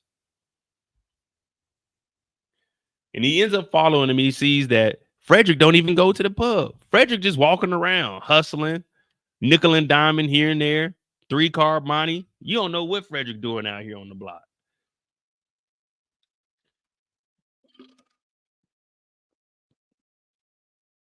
Oh, I forgot to put Frederick in there for his fade too. I think he's above 5 also. But Jeffrey calls him out. He's like, man, you see the score? They scored. He's like, oh, yeah, they did. He said, but you don't have to be following me. What are you following me for, bruv? He's like, you don't have to have a burner phone. And right then and there, Frederick knew he was called up. So he's like, who you been calling? You been going in there faking, acting like you washing your hands? So the whole time, I'm just like, y'all, I'm thinking Frederick is calling the gangs. He's letting them know where Jeffrey is. That's how they were making it seem. I was like, oh, shit, here we go. Who's Jeffrey about to get into it with? Because Jeffrey said, well, I'll just follow you all day. I don't know where you be going throughout the daytime, but I'm going to just follow your ass. So Frederick's like, damn, because wherever he was going, he had to be there. So I'm like, man, it's about to go down. And when they were walking in that hallway, I'm thinking they about to go into like Romans, because who was thinking, honestly, when they get up there to see Penelope, that she was about to have this nice condo in the middle of downtown LA? I'm thinking, how she got this money? How is she living like this?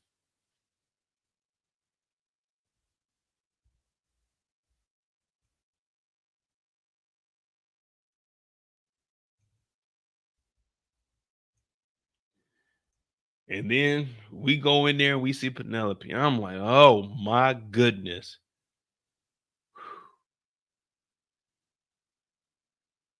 Oh, my heart almost skipped a beat. I said, she's amazing. The accent, oh, it just does something to my. Oh, I got scoliosis now. Oh Lord, she's breaking me down. I said, oh, she's magnificent. Just smells 10 times better in here. The atmosphere is different. Said, get focused, Mo. Get focused. We're here for a real reason. I'm like, snap out of it, Mo. But I was mesmerized. I was confused. I was cross-eyed. I couldn't gather my words or my thoughts. And I was like, whoa, no. Then I snapped out of it. She said, you left us. He said, I didn't want it to be that way. I was in the trenches. She said, I was in the trenches with you too. I said, oh, that just makes it 10 times more attractive. She was in the hood. She was holding it down. She was holding the stabber for my boy Jeffrey. While Jeffrey was out here doing Lord knows what, the devil's work, she was holding it down. She was out here with him on the grind. I said, oh, I'm glad we didn't have to get to no pistol play. Oh, the whole time, Frederick has been calling his mom. His mom is over here. But the whole family is jeopardized now. Joe, you just don't know what type of situation we in, man. Not only that, Jeffrey was like, man, I've been living a good life over here. And now y'all came over here. Y'all low-key messing up, you know what I'm saying? Putting eye, you know what I'm saying? Putting eyes on me, putting the spotlight on me. But I gotta protect y'all, man. Frederick found where Jeffrey was, brought his mom over here and was keeping her in touch, knowing where Jeffrey was. I'm surprised Jeffrey didn't find this out earlier. But I guess Jeffrey was just,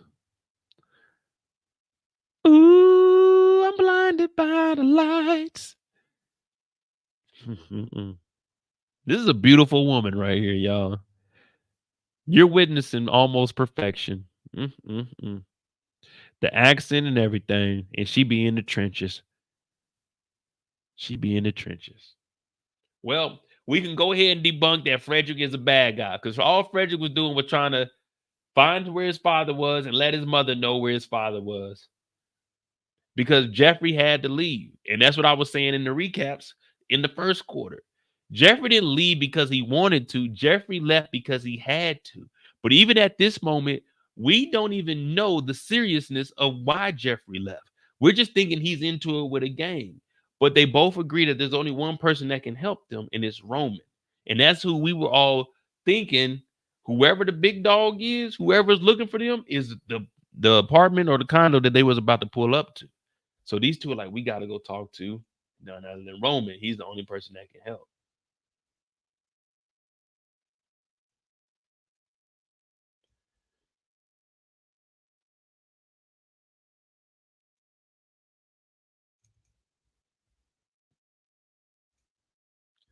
Nah, Frederick ain't bad. What did Frederick do that was bad? Frederick won the bets. Like, he legitimately won in those bets. They wanted their money back. Oh, well, come and get it, sucker. But anyway, we go and we meet up with Roman. And Roman is the OG Jeffrey. Now, seeing Jeffrey, it's like, damn, that was a good moment right there.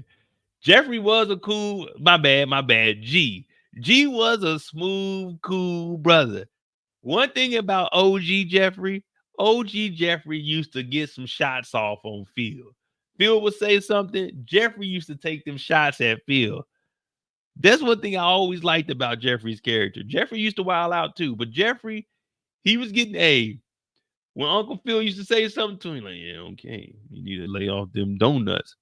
Jeffrey used to get them little, you know what I'm saying, little shots in, but he would also get the job done.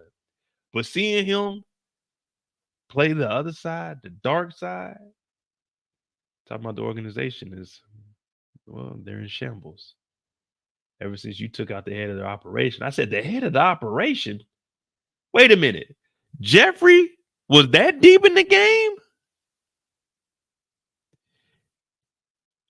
Jeffrey took out the head of the operation. But he ain't standing there. One thing Jeffrey ain't gonna do is let him. Penelope's talking about, hold on, listen to him. Let's listen to him. He's the only person that can help. Jeffrey's like, nah, fuck that. You're not about to be disrespecting me up in here. You're not about to tell me what I can and can't do. Who you think you are? This ain't London town. This ain't Camden town. Oh, shout out to London. They got the Notting Hill Carnival this weekend. I wish I could go. But nah, Jeffrey ain't standing for that. And Roman was like, you gonna stand for it. Jeffrey said, or what? They said, you got to come back and work off that debt. Jeffrey said, and if I don't do it, then what? Well, collateral will just be Frederick. And that right there puts Jeffrey like, wait a minute.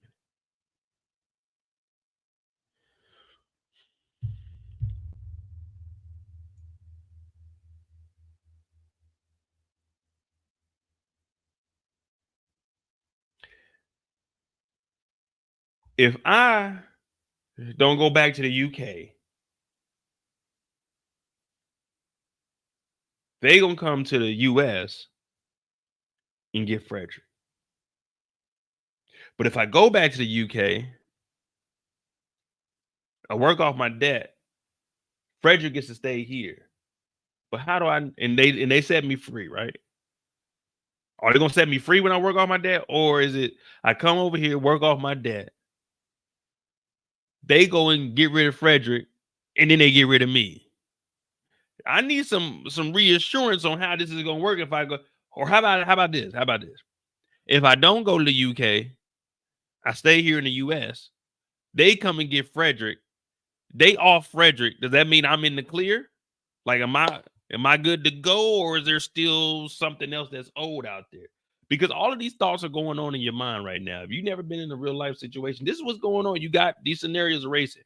Or how about we send Frederick over there?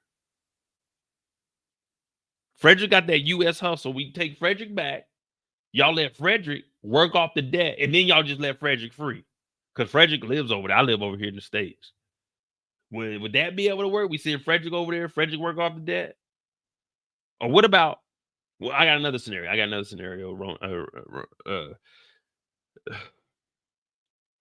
My bad. I'm flustered right now. I'm just trying to figure out the best situation for all of us to win. All right, Roman, look, here we go. We send Frederick and Penelope back. Both of them work off the debt because two people working is 2 times faster than me working by myself. They both work off the debt, and then they both go free, and I just stay here in the US because I got some work to do on my own over here. Would that scenario work? Oh no, I got to go over there.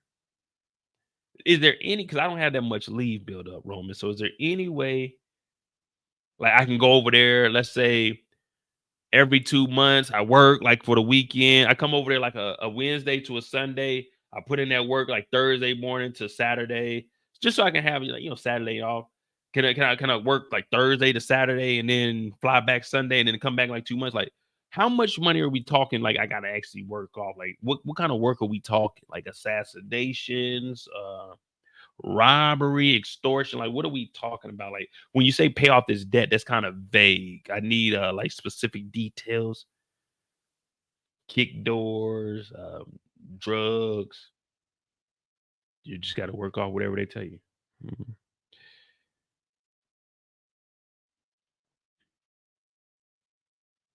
How much time do I got to think on that? I got a week. You give me a week, maybe 2 weeks. But he told him straight up, man, you got to go over there, or we going after Frederick. Then he said he looked like Uncle Charles. Man, I miss my Uncle Charles, y'all. And he should be home in front of his own.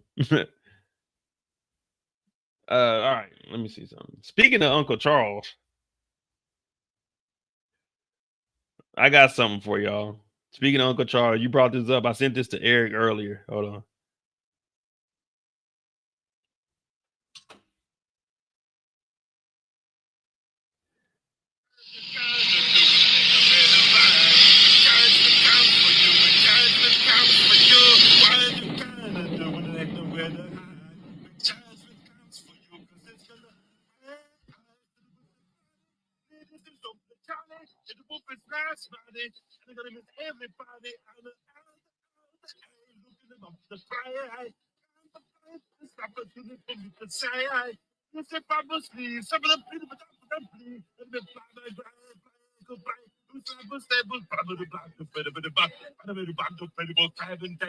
Even though that was all up in my face, but we keep me safe and in my place.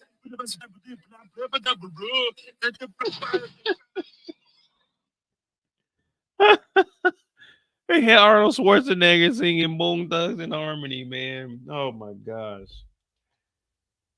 Oh, classic, classic BS. All right. So after this, well, I didn't get the screenshot. Oh, I got this. So inside that punching bag that they've been practicing on this whole time, he do like Uncle Charles right here. Inside the punching bag, they got all of the British pound. Now, it's weird over there in so in London, you got is they call it pounds, they call it quid. That's the name of their currency over there. So you got pounds, you got quid. I forgot what they call like the change over there, but yeah, man, he had all the 50 pieces over there. The 50, he had the old 50s though. They still had the queen on it. I think the king gets put on the new currency. I think it was either August or September of this year. I need to go over there and get some new currency with the king on it. I got the queen, I got the old queen bill and the new queen bill. But yeah, man, he gives him the money.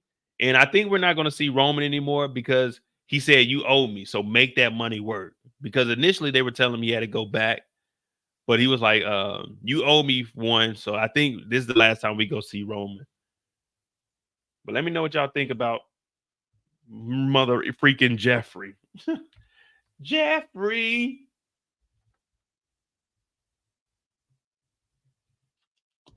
Let me see something. Oh.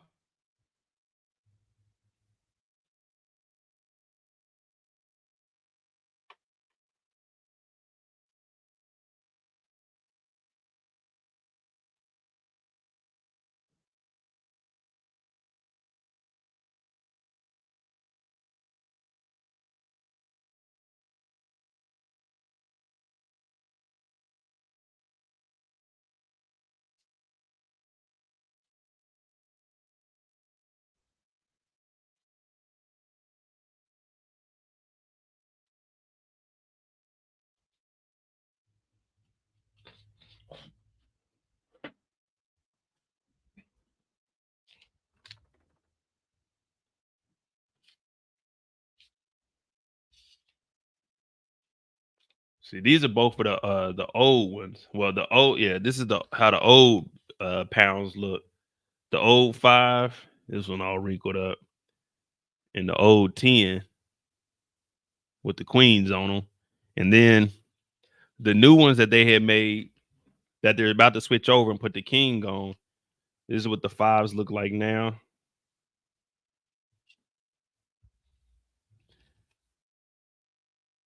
And this is the 10s.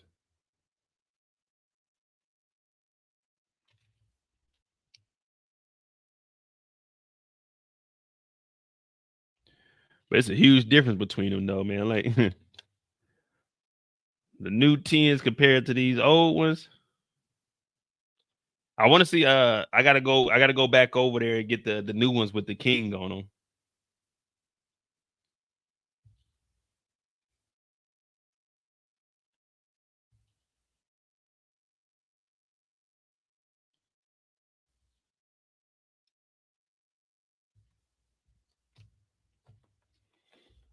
When Roman says goodbye, Jeffrey, did it give the vibes of the OG Jeffrey? Yeah, that's what I was looking at. That's how I was taking it. Pause. That's how when it happened. That's why I said I don't think we're gonna see him anymore because he said goodbye. So I was taking the whole scenario as he gave him the money. You owed him one. You got to go back and make that money work. They're in shambles anyway. The head of the organization is gone. So it's like, man, there's money right there, man. Y'all got to figure it out from there. But it's pretty much they holding on to a thread. But I mean, it was cool to see him. I just don't know how they could tie him in 4 more episodes, unless he comes back as a mentor or something. But does Jeffrey really need a mentor?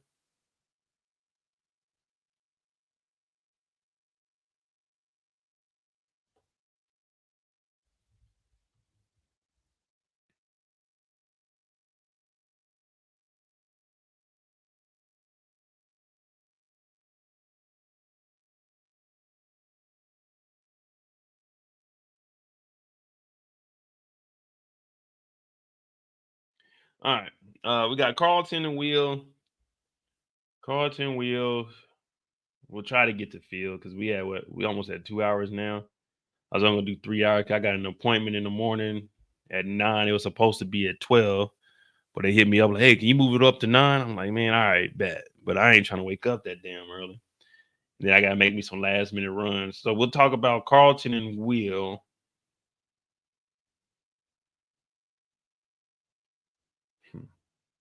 All right, bet.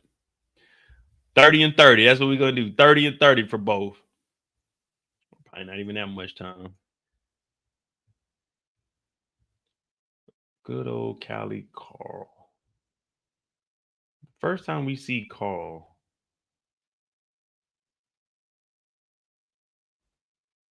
See, I'm getting all these. Oh, okay. So episode 4 is when they started arguing over the business.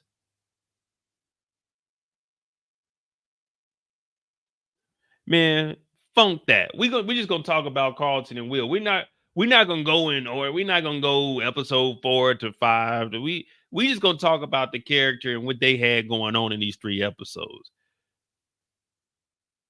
Because they got major points. Like, we don't have to take it all the way back to the argument and walk it all the way down. Walk it down. Long story short, they hate each other with a passion. All right. So we got Cali Carl.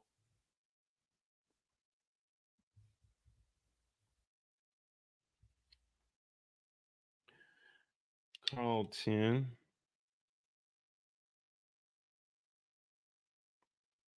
Yeah, that's how we're gonna do. We're gonna do key points. We'll do Carlton in relationships. So we're gonna talk about Carlton. We get the character, and then we go from there. Boom. Carlton and Jeffrey. Carlton and Amira. Carlton and the parents. Carlton and Will. Yeah, we'll do that.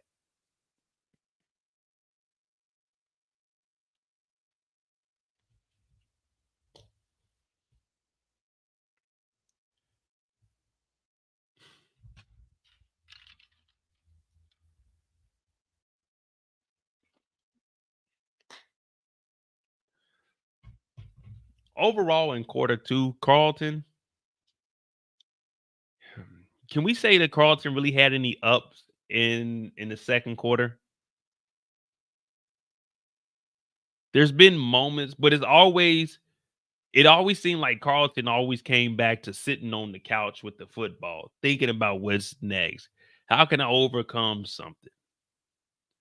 Now, what we starting to see is him and Amir start to build their relationship. And some people were right. She might be a lot for Carlton, especially right now, because we don't know what level Amira is at. We don't know if she's fully recovered. We know that Spencer called her out. We'll get into those details. We know that Will is putting a little bit of stresses on him because Will don't really know the business side, and Will's more of a wild card. His parents, they're starting to trust him a little bit, but in the first quarter, they weren't really trusting him. They got the padlocks on there. He almost relapsed, seeing liquor in his face. So it's just a lot of stuff going on. It's very, very stressful. I guess this is what they meant when they said more money, more problems. Because when I was in high school, I didn't have this much stress. The only stress I really had was, am I going to get caught for skipping school? Like on summer break, there wasn't a summer I didn't have summer school. Yes, I was that guy. I had to go to summer school. Most of the time, it wasn't even because I was failing. I just had to go to summer school because my parents wanted us to be doing something instead of sitting our ass at the house, eating up all the food, running the AC because we had the AC unit in the window. We didn't have central air in our first house. We only had one AC, and it was in our dining room, but our dining room, we converted it to a blue room where you could sit around and lounge around. So we had to go to summer school every single year of my life. There's never been a summer I never had summer school. I didn't have any stress. My only stress was making sure I caught the bus to get to summer school, because if I didn't, that means when my dad got home, he's going to put his foot in our ass. That was the only stress I had. I didn't have stress of going to school and getting the job done. I didn't like doing homework, but I got it done. I did enough to get my C's and get up out of there because C's get degrees. When you go to the doctor's office and you go in there and your doctor, you don't ever ask your doctor, hey, where did you place in your class? Where did you rank? Were you top 1%? No, they could have had all C's and graduated with a PhD, and now they're your doctor. They're still a doctor. It's just the way it is. But Carlton, he has the most stress ever. Couldn't get into Princeton. They denied that. They said, no, we don't want no drunkies here, even though there's a lot of drunks over at Spain. You know what I mean? There's a lot of drunks over spanking the booze. But now he got to get a job. Now they got to figure out how the hell are they going to sell 999 t-shirts because Will and them got the hookup at the end of episode 3. But now we got to move these products in 1 week. Now him and Will, they got to devise a plan. And this plan is risky, but it's worth it. Now, I know I skipped over all episode 4 where they had a pitched idea. We just need to get past that. We already know what it is. We already know what it is. But we're going to jump back to the degrees of separation between him and Will because it's going to play a part in what we got going on, the disconnect while they're at the damn country club. So they're sitting there like, man, what the hell can we do? How can we sell these shirts? And there's a guy named Pony Rich. I said, man, that's a unique name right there, Pony Rich.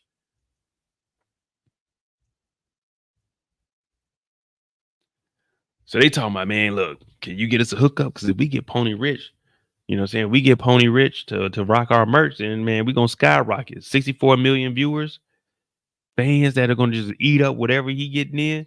Now, if I'm Zaire, put a 5 in the chat if you agree with me. If I'm Zaire and they're talking about, hey, can you hook us up? Is there any way we can get in contact with a Pony Rich? I'm asking for a percentage. I know y'all giving 50% of the proceeds to Black-owned businesses, but you're gonna have to give me 5% or at least an easy $1,000. I'm gonna need some money off the top. If I'm hooking you up, risking my job, letting you guys know, I'm gonna need some money. Y'all gonna have to break your boy off with at least 100 or something. Big dogs gotta eat.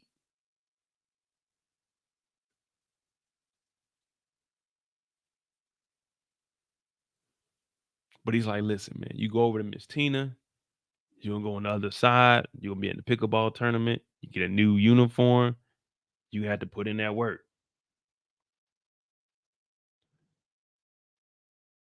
Now, before this, we know that him and Carlton were clashing, and that's when they went to the beach, and that's how we seen what Carlton was doing, you know what I mean?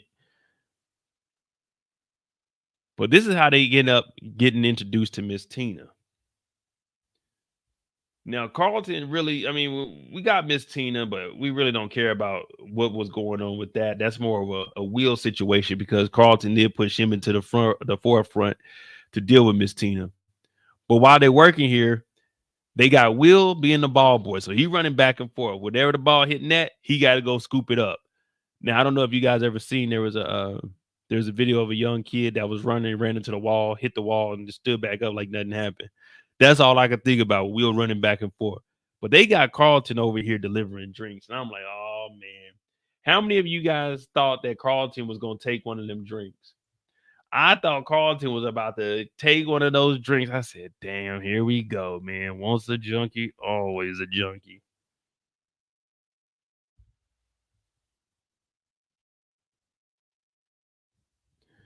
So I'm like, damn, Carlton, don't flip out, man. Carlton losing his mind. He can barely see. He can barely stand up and walk. He told my Will, just give me a break, man. I can taste that champagne right now. Oh boy, oh man, this ain't right. I'm really getting the bubble guts right now. I thought Carlton was about to take that drink, be in the corner, and going at it, man. I thought he was about to be going at it. But he's like, man, let me just step away, man. Let me just step away. He hyperventilating. I thought Carlton was gonna be in the corner.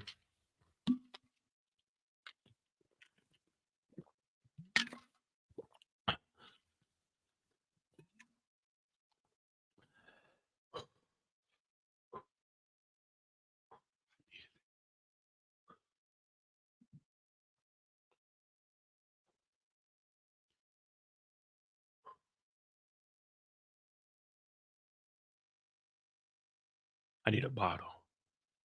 That wasn't enough. That right there ain't do nothing. I need a whole bottle. Where that bottle is? You know, Carlton. Hey, just like I said about Wanda on Snowfall, boy, a junkie could sniff it out. I thought Carlton was about to take a shot. Cause first they played my boy Carlton and they put the champagne in front of him, but then they put the vodka shots in front of him, and that's when he was really about to lose it. I thought Carlton was about to go in the corner, take 3 or 4 shots, and go steal the bottle, hide out somewhere. I said, "Oh man, it's over with for Carlton. Blackccess ain't about to be right, man. We ain't about to make it out here." But instead, Carlton mans up, and what does he do? He calls Spencer. He calls Spencer. I was like, okay, this is a good move. You needed help. You called the person that helps you. Now, Spencer showed up.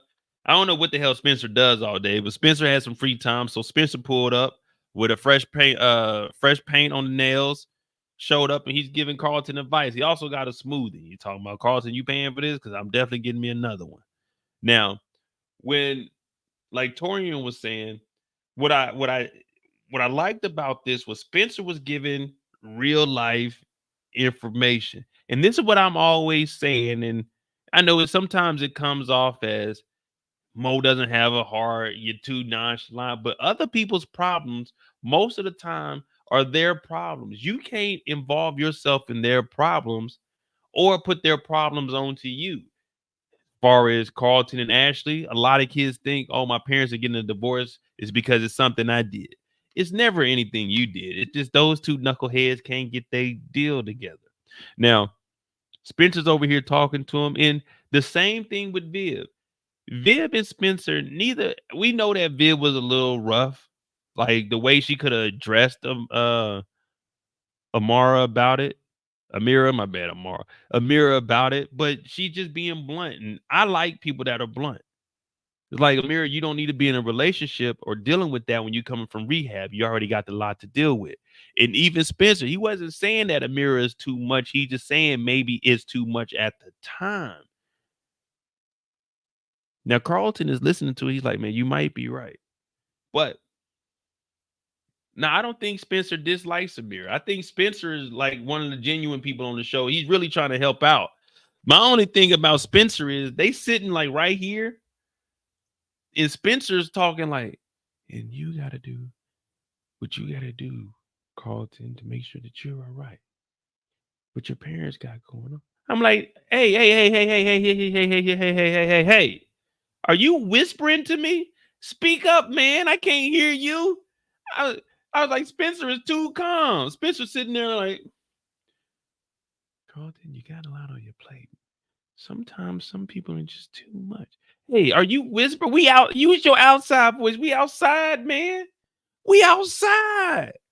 He over here whispering. Carlton could barely call him. What? What is that? Spencer's giving him the right information, but man, you got to speak up. I can't hear you. It's windy as a motherfucker out here. The wind out there. He talking about, you got to do what you got to do, Carlton. Nigga, I can't hear you.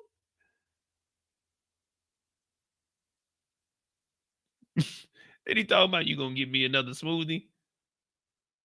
Nigga, what? No, I ain't getting you a smoothie, man.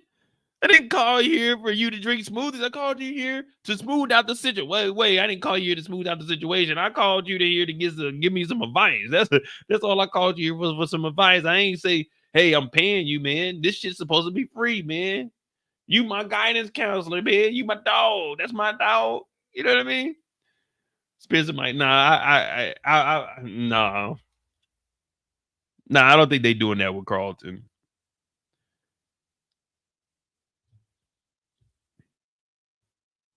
Nah, man. Spencer don't like Carlton, man. He knows Carlton is a heterosexual male.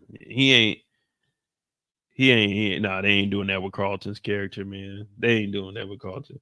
When I seen this, I was like, at first I was like, oh, why is he here? But then I was like, okay, he's just here to give advice. They're not doing that with Carlton's character. Nah, they not. Carlton isn't that. I don't think that actor like that's not what they're trying to do with Carlton. That's Ashley's story. That's not what they're doing with Carlton.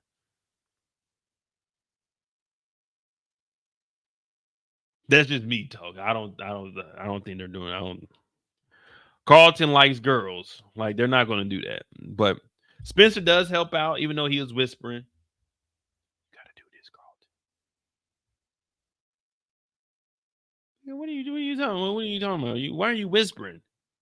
I'm talking to you about. I was about to relapse and drink a whole bottle of champagne, and you whispering to me, brother. Spencer, I need help, man. Look, nigga, you whispering ain't gonna work. Use the same voice you were using inside the meetings, man. It's me and you here, man. Talk to me. What do I need to do? I'm itching. I'm thirsty. I want that drink. I want that bottle. If there's one thing I can do is take a fifth to the head, and you're over here whispering to me. Tank top screaming, Spencer, I don't fit you. Nice fade, though. Spencer over here talking about, yeah, it's too much for you. Sometimes you gotta just back up and do your own thing. What your parents got going on ain't got nothing to do with you, Carlton. Carlton's like, well, okay, I'm looking at, okay, I see what you're saying, but I can't understand like everything you're saying is like you're whispering. What are you saying? Like, this is how you sound. I can't hear you. Spencer said, well, you gonna hear this, nigga. You gonna give me another smoothie? Cause I want another smoothie before I get out of here. Well, Spencer did give Carlton all the information that he needed. So I thought that was dope. Because I know a lot of people, especially in the black community, they don't want to see therapy. I mean, therapists. I had me a therapist. I did 12 weeks. Coolest time ever. You know what I'm saying? You get to, you know what I'm saying, get to talk about some stuff. Spencer was listening. Hey, hell no, you want to listen to that whisper song? Not with my dog right there. Talking about you listening to the whisper song. Hey, what you doing? Let me whisper in your ear. They don't even go right. All right, so Spencer gave him that information. So after this, Carlton, he got to dip out. Now he meets up with Amira later on after they fix the parent situation because the parents' wedding, well not wedding, but the anniversary, it was a little rocky, but we ended up getting it right.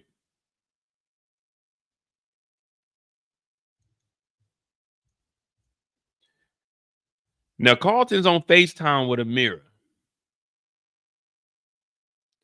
Amira is a wild one. Can we all agree? Amira is a wild one. Like for this to be, what is this? Like TV 14? I know this ain't mature, but this to be like TV 14, man. They got Amira. She a wild one. So she talking to Carlton. This is early in the morning. Carlton's like, yeah, man, you know, times are tough. I'm just trying to find my way. She's like, yeah, I understand that. And you know, I'm here for you, Carlton. Like, I'm here for you too. It's just a lot to go through. And man, she's like, I wish I could help you. He's like, well, yeah, you could come and help your boy. So Carlton's head's all the way in the gutter. But man, he's a teenager, man. At this time, man, you got like 3-4 times in you know what I'm saying? You need like 5-6 times a week. You can't be on that Uncle Phil diet. That Uncle Phil diet is 2 months.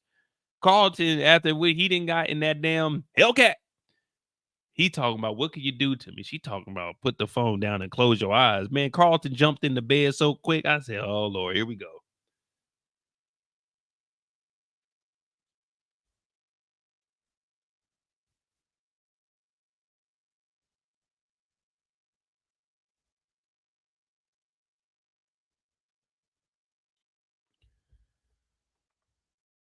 Shit, if I'm Carlton, man, You ain't making me feel good from a distance. I'm getting up, hopping in my Lexus, before I hop in my Lexus, take my urinalysis test, give it to Pops. Here you go, Pops. I piss clean. I'm hopping in the whip. Can you meet me halfway? Right at the borderline is where I'm gonna wait for you. I'll be looking out night and day. Push my heart to the limit, and this is what I'll say. Oh, oh, oh, oh, I can't go any further than this. Oh, yeah, I'm telling Amira to pull up. After what I got in that Hellcat, he was like Ace Ventura. You remember Ace Ventura when he brought the dog back and he was holding on to the damn ceiling? Hell no, I'm telling Amira to pull up. What you on? Give me 10, maybe 15 minutes. That's all a nigga need. Wipe a nigga nose.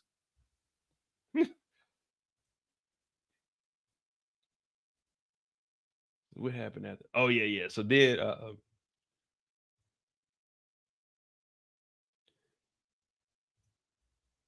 So then they end up going to the meet. And this is where everybody was talking about. Now, when they get here, he was already telling her this morning before he got distracted.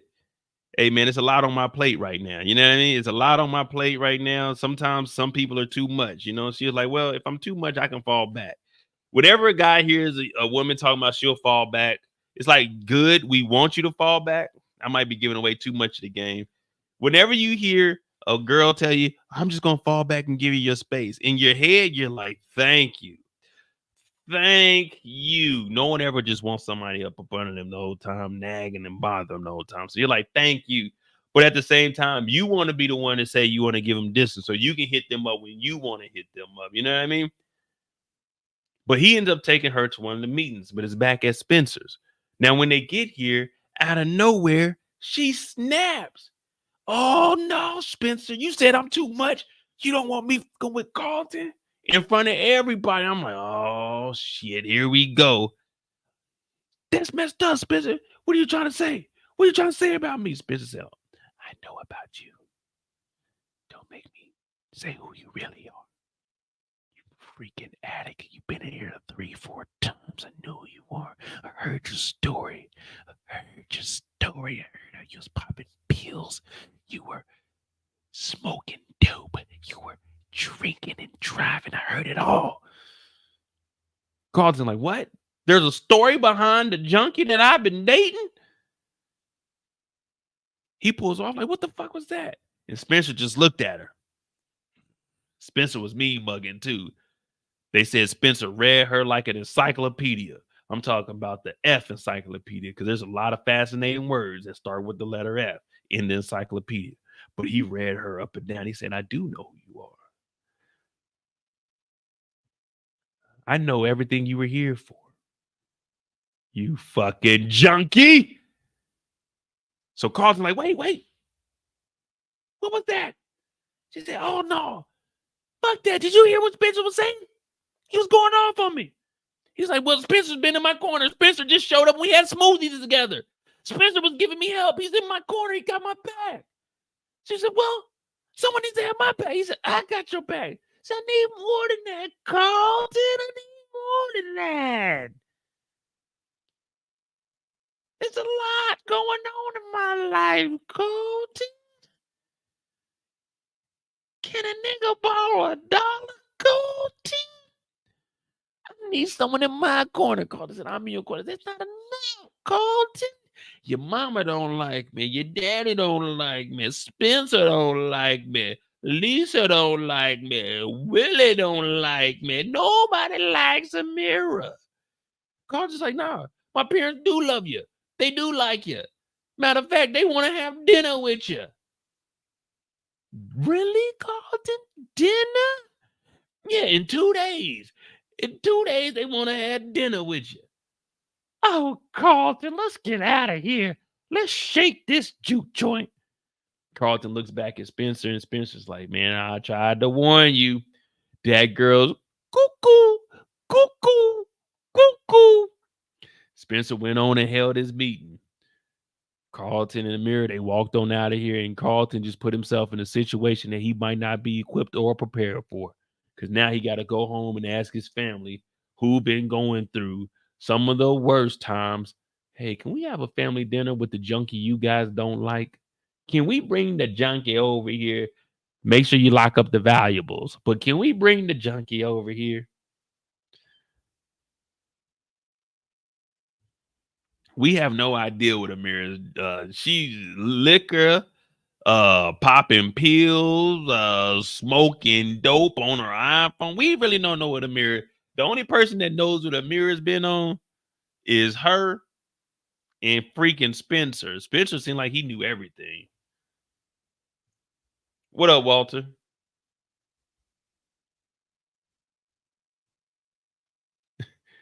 Eric said that's what I'm listening to on the way to go get some, man. Hey, I used to listen to Black Eyed Peas. I'm not ashamed of it.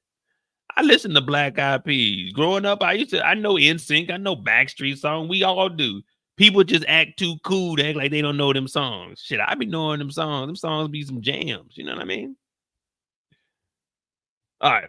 So from here, they end up having a dinner because he had to go ask Aunt Viv about it. And Aunt Viv was like, really? Right now? This really isn't the time for a dinner.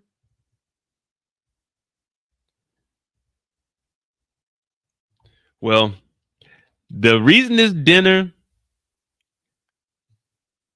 All right. How could this dinner have went any worse? I just want one word. I just want one word. How could this dinner have went worse than what it was? Because we know Amira didn't show up, but put one word in the chat of how this dinner could have been worse than what it was. Because they sitting here, hey, this polo right here, this is clean. What Carlton got, that's a clean polo, right? That's something I'd rock right there. That mug is clean. But they sitting here and they're waiting for Amira. Only one word would make this dinner worse than what it was. I'm Bill talking about, is she always late? Carl's like, God damn it, she didn't stood me up. I didn't went out the way. I'm trying to, you know what I'm saying, keep my life clean. My mom calling her out. She's already the one that called Amira out about the relationship. He's like, fuck, God damn it, where's Amira at? Well, let's go ahead and eat the food, man, before it gets cold. Damn. If a chick ever stood me up like this in front of the fam,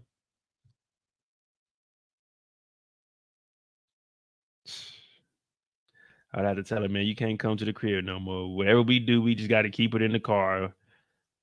Just me and you. That's it. That's all I can say. We got to just do it in the car, man. You can't come in the house no more. Parents don't want to see your face. The only way this dinner could have been worse, that one word is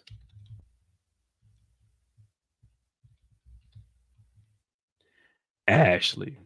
If Ashley would have showed up to this dinner, I told you, Carlton, I'm the only one at the house. I'm the only one. They said it, Ashley. I'm the only one at the house that been asking the serious questions about what did Carlton learn, because he's dating the junkie. He's dating the junkie, guys. Carlton, I don't know if y'all know, but Carlton almost relapsed at the country club. They told me. Olivia's brother told me that Carlton was up there wilding out today. He done knocked over the glasses and shit. He had to call up Spencer. Ashley would have been laying all the dirt on the line. Like, damn, Ashley, shut up. Ashley would have made, I told you. Uncle Mo told me a long time ago. I remember I was 4 years old. Uncle Mo told me, he said, Ashley, listen to me and listen to me carefully. You'll understand this more when you get older. Once a junkie, always a junkie. That's it.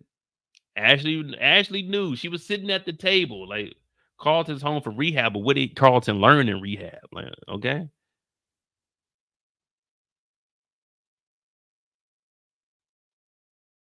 You're dating a junkie, man. It is what it is. Yeah, I'm saying when I introduce if I introduce you to my family, I'm not scheduling like, hey, let's have a dinner date and I bring a woman over. If I'm going to my family's house, I just pop up with a chick. You know what I mean? I'm not, or if I'm there, I might leave and go get her and come back. But I'm never like, hey, here's a family dinner. Come to the family dinner. No. No woman is allowed to pop up. I gotta physically bring you over to my parents' house. You can't drive over here. You can't park over here. I gotta bring you over here. So when I want you to go, you can go. It ain't no hanging out. And I gotta take her home. I drove. I gotta take her home. We gotta go. We gotta go. Yeah. So meeting my parents ain't nothing. My parents might get on this live when they get over here. My sister might get on here that day. It ain't nothing special. You just meeting somebody else. You just meeting another Mo. That's it. It ain't no different than talking to me, y'all. It ain't no different than talking to me. But anyway, she don't show up. And then we find out, well, I ain't got the screenshots, but we find out that the reason she was late is because she has a lot going on and she's been crying. And it's actually the anniversary of her sister passing. Now, there's been some rumors going around. I think Eric mentioned maybe she's the one that unalived her sister. Maybe it was drinking and driving. Maybe her sister overdosed, taking drugs with her. We aren't sure yet. We got 4 episodes to find out what happened to the sister. But she's saying that's what was tough right now. And that's why she was crying and she showed up late. It was just a lot. Now I understand that. But you don't forget the day that your sister passed. So when Carlton said we were having dinner, she should have said, oh, that date won't work because that's the anniversary of my sister passing.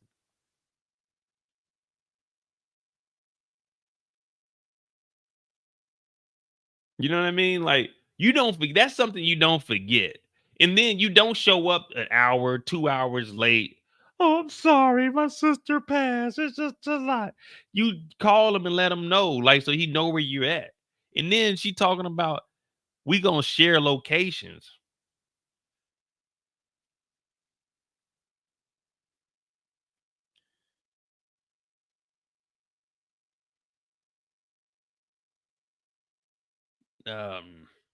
We aren't in a committed relationship. We just fucking around.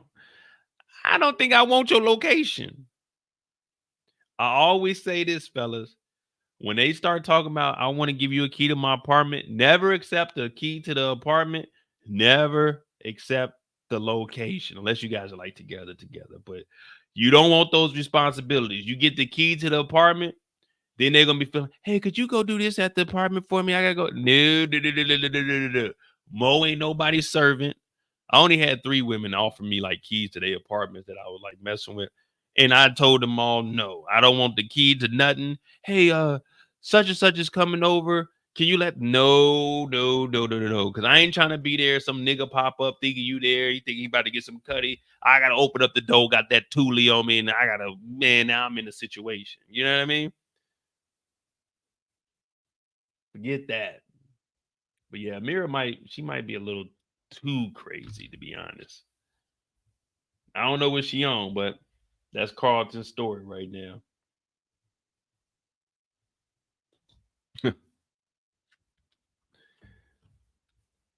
All right, so what's the over under, y'all? Carlton ain't even asked to be her. Yeah, man.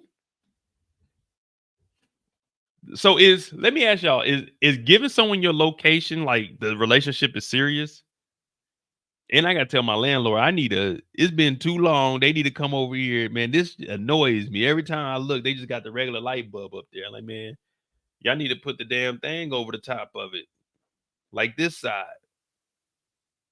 And that shit annoys me, man. Well, we gotta change the light out. I'm like, man, y'all need to change that mug out, man. I've been here for 10 months now. Come on, man. Anyway. Yeah, I don't need your location, baby. I don't need your you might be out creeping. I don't want to know that you at some nigga house. I don't want to know. You know what I mean? I just don't want to know, man. Like, you got my location. Man, I ain't gonna lie, man. I deleted that message. I've been laying on the couch playing the PS5. I dozed off. What time is it? 3? Damn, you called like 5 times? Oh man, you know I don't be having my ringer on, girl. That's on me. That's on my bad, baby. My bad. Shit, I ain't know, man. I ain't know you want me to pick you up.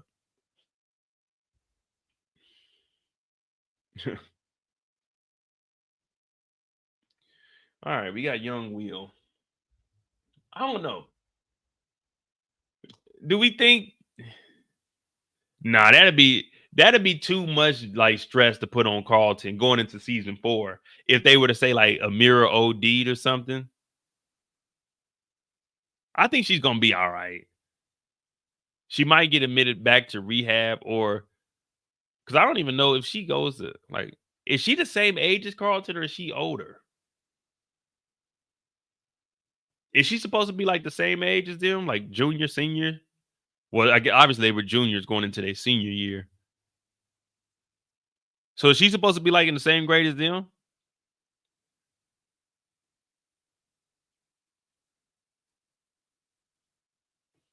Mm-hmm.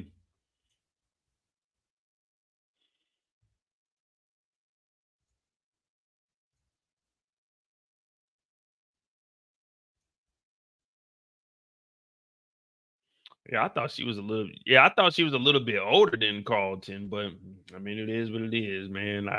She on that stuff, man. That booger sugar, that baby powder, that get your mind right, get your mind correct. All right, we about to talk about Will.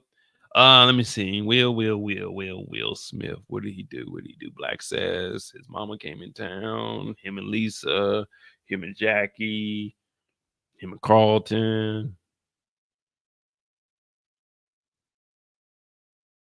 Him and Pony Rich. That's a wild ass name, Pony Rich.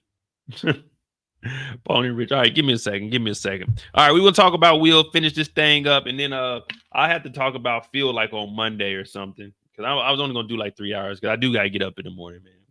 I can't be out here wilding out with y'all. But if you're new to the channel, hit that subscribe button.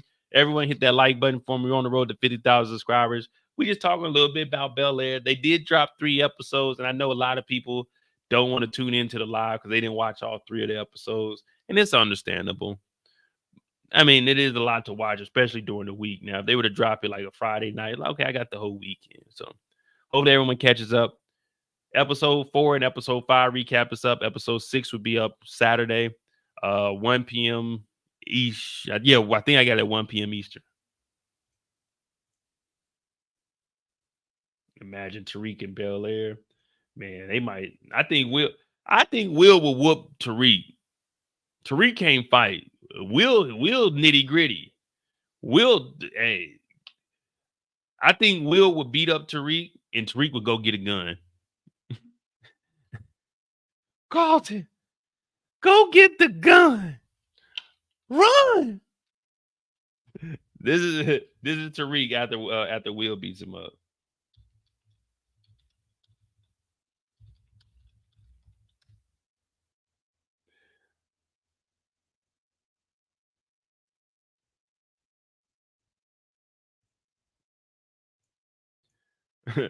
This is after Tariq gets beat up by Will. This is how Tariq gonna be sounding. Omar, What? let me tell you something. I can say one. You want me to do Go home and get the gun. Damn! Go home. Run. Come on! Run. Omar, What? let me tell you something. I can say one. You want me to do Go home and get the gun. Damn! Go home. Run. Come on! Run.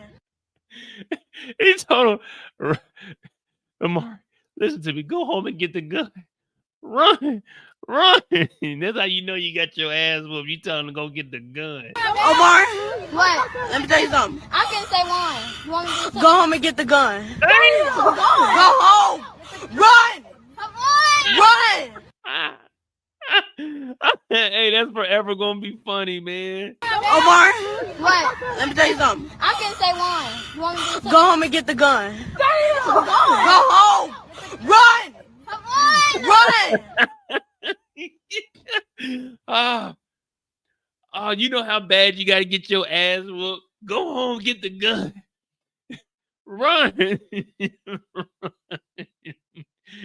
Hey, what makes it even funnier, a little kid in the background talking about damn, because hey, oh my God.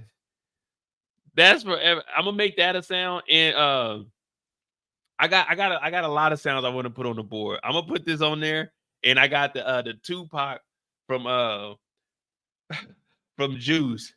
I mean, like, man, this nigga scared. But dog, this shit is so fucking funny, man. Omar, What? let me tell you something. I can say one. You want me to say Go home and get the gun. Go home. Run. Come on. Run. Oh my God, the back of my head is hurting, man. I'm fucking starting to sweat. Oh my God. Oh shit. Oh. One more time, man. Omar, What? let me tell you something. I can say one. You want me to say Go home and get the gun. Go home. Run. Come on. Run. Oh shit. Oh my God. Oh man. He said, "Warren, let me tell you something. Go home and get the gun. Run." Oh my gosh. Oh man. That's a classic, man. Jeez Louise, man. All right, man, for real. All right, we gotta talk about Will. I said 3 hours, man. We're gonna be a little over 3 hours. Omar, What? let me tell you something. I can say one. You want me to say Go home and get the gun. Go home. Run. Come on. Run. Hey, why is the nigga looking around? Run. Oh my God. I wonder whatever happened to this kid. I wonder did he go get I wonder did he ever get his hand on that. Well, I don't want him to go get his hand on the gun. I hope they didn't go get the guy. I hope they settled this like kids and they just fought it out, man. Oh my God. Oh man. Oh, yet. Oh man. The internet is a lovely place, man. See, if the world was perfect, we would have never got that. We would have never got that moment in time right there. But that moment is going to live with us for the rest of our lives because the world ain't perfect. Now we're about to talk about Will. All right, here we go. Oh my God. Yeah. If that ain't funny, man, you ain't got a sense of humor, man. If that ain't funny to you, you ain't got it. I don't know what to tell you. You ain't got a sense of humor. That's all that is. Oh man. All right. We got Will on deck. Will on deck. Will on deck. We're gonna get to the exciting parts. All right, here we go.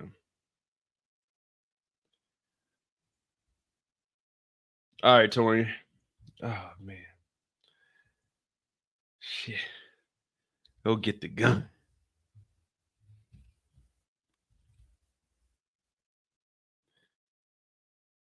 Oh, man. All right. So we got the day of reckoning. They got to go to Q. Now we already know about Jeffrey questioning Will, but they got to get out of here. It's the big day. We got to pitch this idea. Now, at this moment, we really don't know what Blackccess is. We just know Quentin is having a meeting for all the young Black and gifted entrepreneurs. They all show up. This young lady is over here talking about her nonprofit wastewater. I said that's a hell of an achievement. You know, I used to deal with the Aquafina. I used to deal with the EPA. So to me, anything pertaining to water and saving the environment, I am a key. Well, I won't say I'm a key figure to that because, you know, I'd be blowing dodo back in the day before, you know what I'm saying, I became what I am today. But then we had a young man talking about making an app to do something else. And then we got Blackccess. Now, Blackccess is really just giving Black people access to, I guess, different people within the community, certain reach out, but they're also an apparel company. So they have the original design. It is a prototype. Now, no one else in the class was questioned about what their ROI is, return on investment. Hey, if we invest $1,000, what are we going to get back from it? Hey, by the end of the year, we're looking at getting you certain amount of percent. You'll make this back. in 10 years, we'll be able to recoup this much amount of money. You'll get this much back. You might even get a little bit of dividends if we end up going public. You know what I'm saying? That IPO, you'll be in there. You could probably cash out on the first day because it might shoot up. It might drop. More than likely to shoot up if we got the right people backing us. They're talking about what's your CPA, and Will doesn't know any of these business terms. CPA, he's talking about your accountant. No. Now, Carlton has the expertise in this. Will is more of the marketing guy. He's more of the people person. He's more of a get out, tell you something, and sell you something. He's the marketing man. Now, the only issue is they only have a prototype of the shirt. Now, the shirt is dope. Peacock, y'all should sell that shirt. Bel-Air, y'all should sell that shirt. I'm sure people will buy. I would buy one. I buy a hoodie and a t-shirt. Hey, would you guys put a one in the chat if you would buy one of those shirts? I'd buy one if they had it. They had like the real ones you can go on the website and buy. I'd buy one.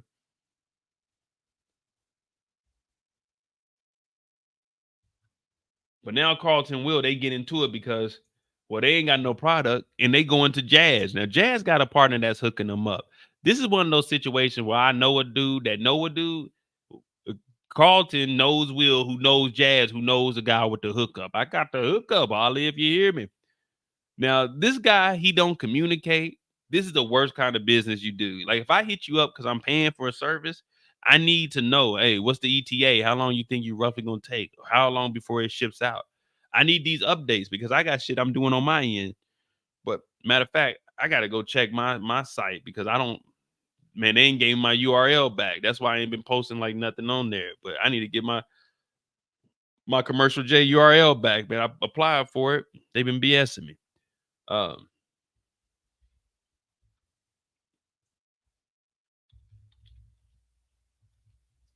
But he's like, man, my dog, he's good for it. But, man, he just ain't going to talk to you, man. You just going to have to hear from him when you hear from him. And Will's like, man, what? And Carlton's like, man, what? We need this stuff. We need this now. Jazz is getting the t-shirts from Tony. Yeah, I'm saying, but we know a guy that knows a guy, but this nigga Tony ain't loyal. You know what I mean? He's like, man, Tony good for it, man. Carlton like, man, that ain't good business, man. We need to figure it out. But anyway, they get to knocking heads the whole episode. They ain't on the same page. So they have a little argument, and the girls decide to pop up, and they like, look, let's squash this and take them out to the beach. Now, this is episode 4, so we kind of zooming through 4 because it was just Carlton and Will getting into it, Carlton and Will making up. They go out to the beach, but they go their separate ways. Now, at first, I thought they all rode together because they packed up the truck, and it was full. But they were over in the Hellcat. But they go to the beach. They go their separate ways. Carlton starts messing with Amira. Will's over here. He sees Carlton and them chasing each other playing football. So he's talking about, let's go get out in the water. Let's go boogie board. Let's go have some fun in the sun. So everyone's trying to, you know, saying one up each other. But no one really cares. It's like, man, we ain't in no competition. We both family. Then it goes to volleyball. Now, if you know me, I'm a volleyball champion. Facts. I know y'all be looking at me and thinking I'm old and washed up, but back in my heyday, I was the man in these streets. I am a volleyball champion on the base also. During ALS, I think I got a trophy. I think I got the volleyball trophy also. We won a football trophy too. I was doing my thing out there, man. You know how I do. But they out there playing volleyball. Now, this is beach volleyball. Now, the rules are a little bit different. You could dive because you diving into the sand. So you gotta go for what you know. Go for gold, right? Well, these two, they ain't on the same page, so they clashing. They clashing. They running into each other. I got it. No, I got it. I got it. No, I got it. I got it. I got it. No, I got it. But nobody's got it. Nobody got it. So now we in a predicament. We down, and it's like freaking game point. Like, God damn, we going to 15 and we ain't scored yet. Will talking about, I got it. Carlton talking about, no, I got it. Well, neither one of them got it. And well, they run into each other and they clash. And then they get to arguing with each other, yelling, man, I told you I had it, man. Why you do this, Carlton? He said, what are you doing, Will? You need to open up your eyes, man. You can't see. So they get to arguing and they go their separate ways. So man, they still arguing about nonsense. But this is what high schoolers do.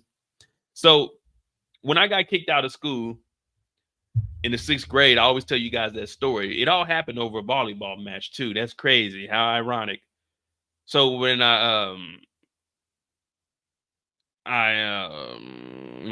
when I cut a guy, just put it like that. When I end up cutting a guy with a piece of metal, it was over volleyball.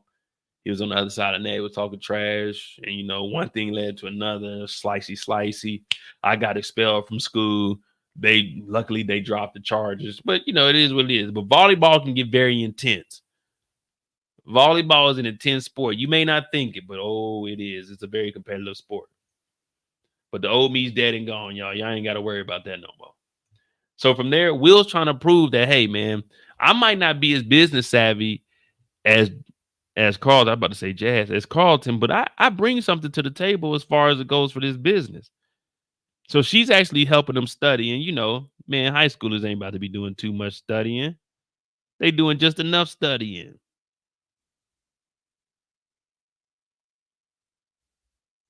Just enough studying to get by. Not enough studying, but just enough studying. Well, they end up taking off clothes, getting bucket naked out on the beach. You know how it is. You wake up, you got sand in your, you know what I mean. So when we go to episode 5, we get to meet Miss Tina. Now, we know about Zaire. They talked to Zaire, and Zaire's the one that told them about Miss Tina and potentially setting up over here on the pickleball tournament. So when they get over here, Miss Tina, they call her ma'am. And I don't know why women don't like I don't like being called sir. Like, you ain't got to call me sir. You can be respectful and call me Julius. You know what I mean? You can call me Julius or Mo. I'll go by either one. It don't matter to me. I don't care who you are. Your kids ain't got to call me Mr. Mo or nothing like that. One of my coworkers' sons came in Thursday. He was like, yeah, this is Mr. Moore. I'm like, man, you can just call me Julius. Man, you ain't got to call me no Mr. Moore. I don't care.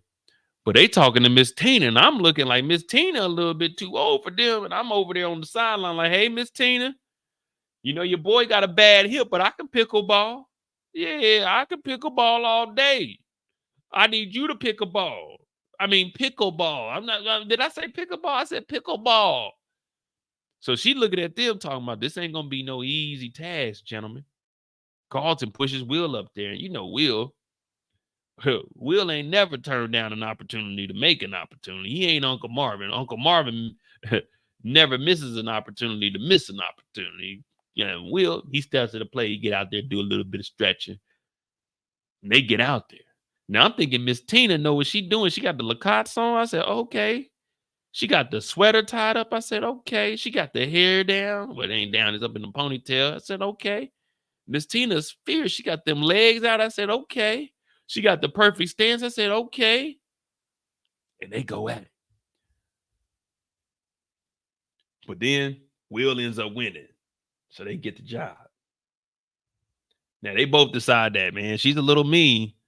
But they said, boy, we in love with her. I remember being 19. Well, they ain't 19. I remember being 19. Y'all know I had my 31-year-old when I was up in Montana. She was the baddest she could be in Montana. You know what I mean? It was the baddest she was gonna get in Montana. She was nice. Just really nice. Probably like she was real. She was not. She was real nice. I ain't gonna lie to you. She was real nice. But I was 19 and I was like, damn, there's something about this woman. But a nigga didn't get played. Now Carlton and Will, they like, damn, I'm in love. And from here is where it goes downhill, because the reason we took this job is because we want to try to get next to Pony Rich. Now, Will, he's over here watching. We're Pony Rich. He's also the ball boy. So he's going back and forth collecting the balls. That's crazy. Carlton is up here. He's serving people the drinks, but Carlton starts to have one of his episodes. So Will got to come over here and save him. Will's like, damn, are you all right? He's like, Will, just leave. Just leave me alone, man. I need to go. Just give me some time, man. So he leaves, and now Will's over here. Now, the only thing is he got to clean up everything that's happening because Carlton is gone. He was the ball boy. And then Jackie pulls up talking about beep, beep. He's like, what's up, Jack? He said, how you get over here? I'm at work, Will. I'm dropping people off. He's like, hey. Well,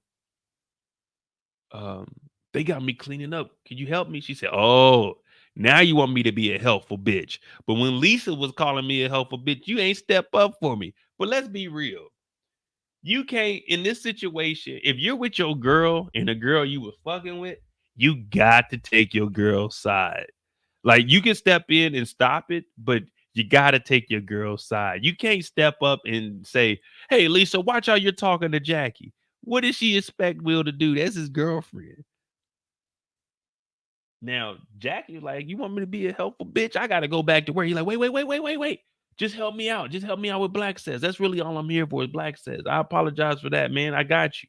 I'm in your corner. She said when you was up at Zenith trying to work out and find your way, who was there? Me. But if I was Will, I would have said, yeah, you were there for me, but you was also trying to set me up in the beginning. Let's not forget that Doc was trying to screw me over until fucking Uncle Phil came. We ain't forget that, Jackie. But damn, you're looking good, Jackie, is what Will is thinking. But damn, I had to stick up for Lisa. So I'm sorry. I just don't know, man. I'm confused. But Jackie, she drives off and she ain't giving Will no attention because she don't want to be a helpful bitch no more. This her words, not mine, y'all. I'm not calling her a B. She called herself a B. I'm just enunciating a bitch.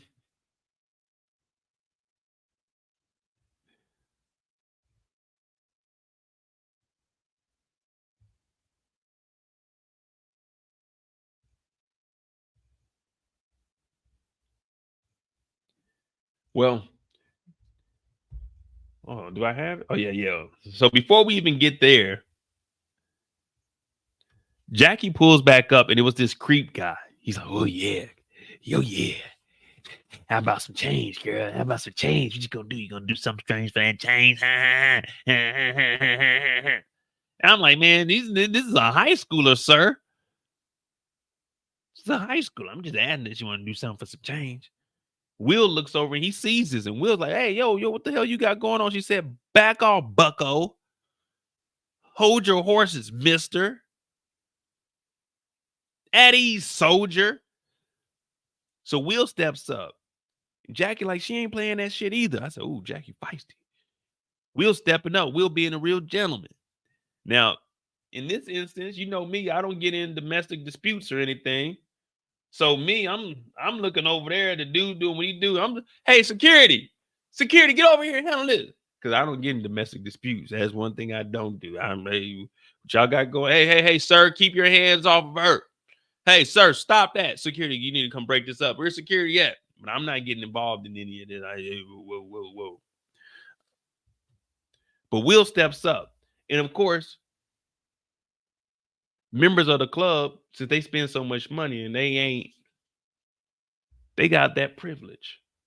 Because when people come over and see this, all they see is an angry black guy touching one of the members. Hey, Will, what are you doing? You can't do that. Will, get off him. Will, you need to go cool off. You need to get out of here, mister. Will's like, he was attacking Jackie. He was a perv. He was a creep. So Will did the right thing, but they told Will to go cool off. I would have said, I don't need to cool off. I'm stopping the situation because, as Eric said, it's heating up out here, and this nigga was getting a little too close. This nigga was getting his Kells and Diddy on out here in the public. So Will stopped it, but they told Will, go cool off. Cool off? Nigga, what am I cooling off for? I just stopped the potential SA.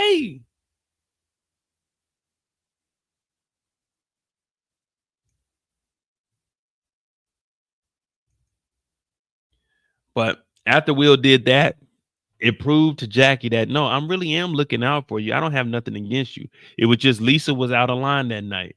So Jackie pulls up with Pony Rich, and she tells Will, after Will talks to Zaire and finds out that Zaire is actually the one that put that bug in Will's ear to potentially go and meet up with his father, because his father passed and he said, you're never too late until it's too late.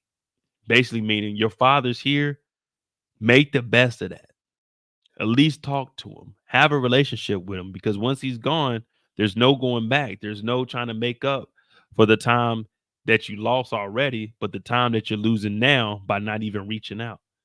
So Will ends up talking to Zaire, and he also talks to Pony Rich, and he connects with him. He tells him exactly, hey, we're donating 50 of the proceeds to Black-owned businesses.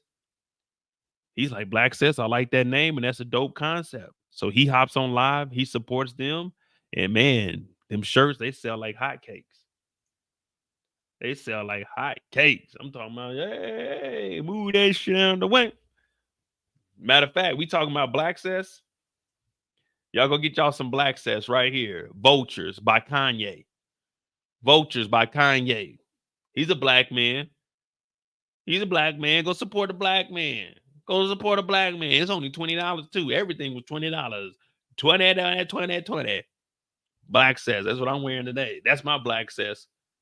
I support a Ye, even though he was a billionaire, but I still support Ye. You know, man. I could have been out in these streets robbing folks, but I say I'm gonna support another black man. All right. So after this, Will does text his mom and tells her he needs her out here in LA. They show up. And they in the car. Oh, when you walk by every night, talking sweet and looking fly, I get kind of hectic inside. And baby, I'm so into you. Tell me what you want to do. Yeah.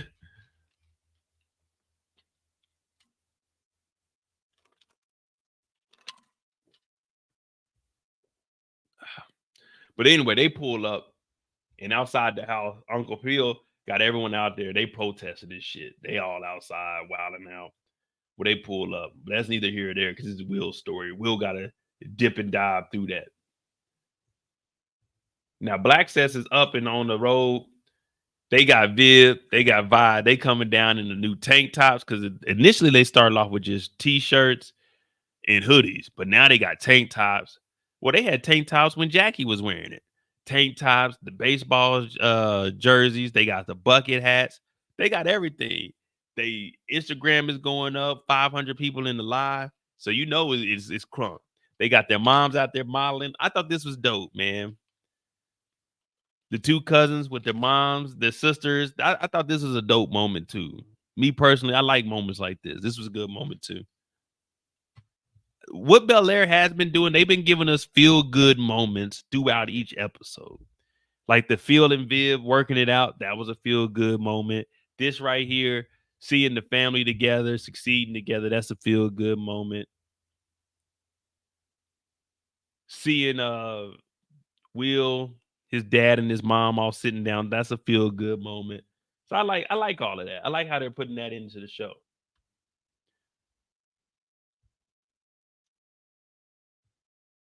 So now they sold out.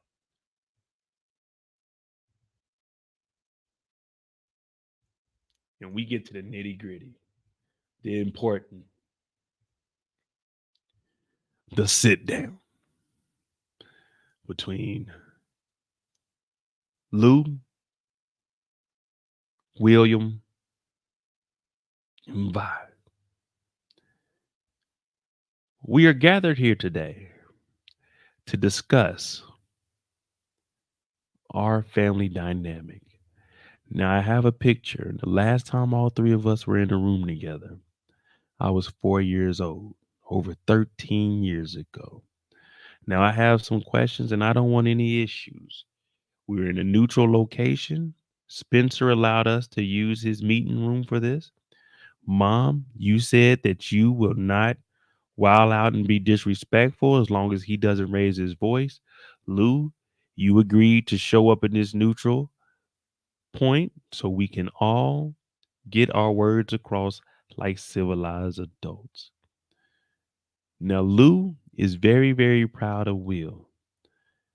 Vi hasn't been telling Will the truth, the whole truth, and nothing but the truth. First, she talks about him being in LA and not reaching out to his son. Well, his son has a messed up perspective of his father because of the words that were fed to him over the duration of 13 years. Will never knew the truth. The only people that knew the truth was Lou and Vi. But when Lou showed up and tried to talk to Will, all of that hate that was in his heart because he didn't know the truth, all that hate was built up lies that were told to him over a span of 13 years. Your father ain't shit. Your father was in the streets. Your father was a thug. Your father was a menace to society. Your father was a mongrel. Your father was a deadbeat. Your father was a career criminal. Your father was a flunky. Your father was a dropout. Your father was a bitch ass nigga. Your father didn't have no street cred. Your father had a little bitty shrimp. Pause. Your father wasn't all the way there. Your father didn't help out with the bills. Your father wasn't a real man. Your father wanted to go 50-50. Your father didn't put food on the table. Your father couldn't keep a job. Your father don't want to be your daddy. He want to rip and run the streets. Your father ain't got a pot to piss in. Your father ain't worth the damn. Your father can't count to 10. Your father wasn't even that good of a hooper. Your father can't really fade up hair like that. Your father couldn't keep a job. Did I mention that already? Your father was a criminal. Your father was a thief. Your father wasn't shit. So this whole time, Vi has been feeding these lies to Will.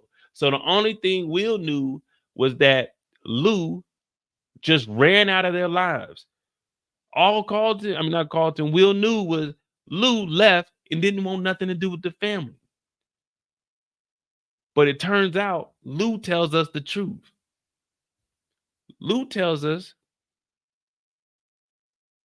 that the reason he went to jail wasn't because he was a thug. It wasn't because he was just out in the street robbing people. It was because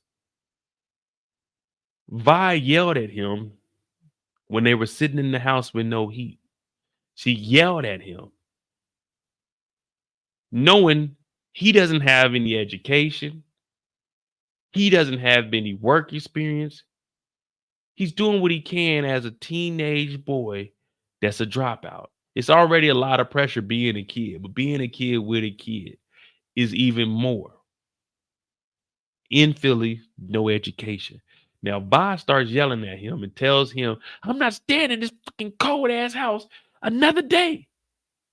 And he says, at that moment, I heard it in my head. It was a noise. It was a sound. Somebody said, nigga, get up and do what you got to do. And then Vi said, go talk to that man and get what you're owed. Well, that wasn't who Lou was. Lou's character wasn't aggressive. Lou wasn't a person that was out in the streets ripping and running the streets. No. Lou was a reserved kid that just wanted to play basketball. But now he's getting yelled at by his baby mama.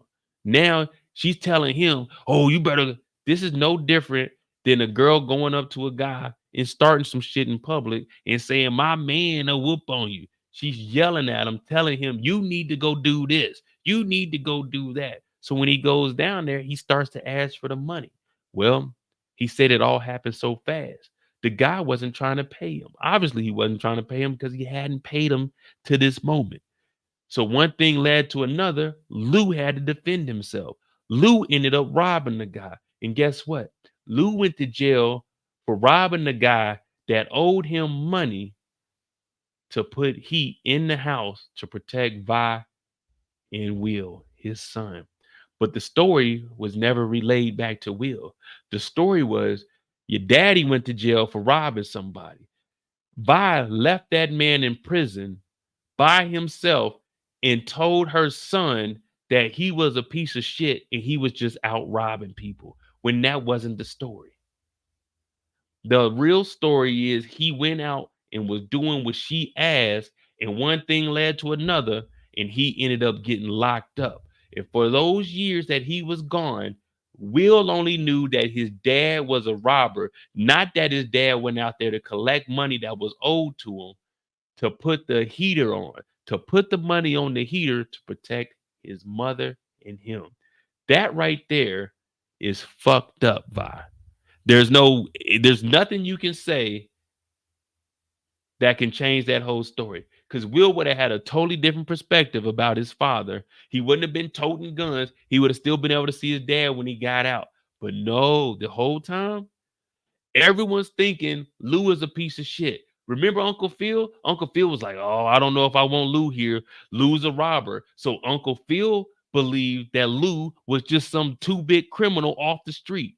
Jeffrey thought that Lou was some criminal off the street. No, Lou was trying to provide for his family. So this whole time, the whole Banks family is living off of a lie from what Vi said. Vi is the reason why everyone had the wrong idea about Lou.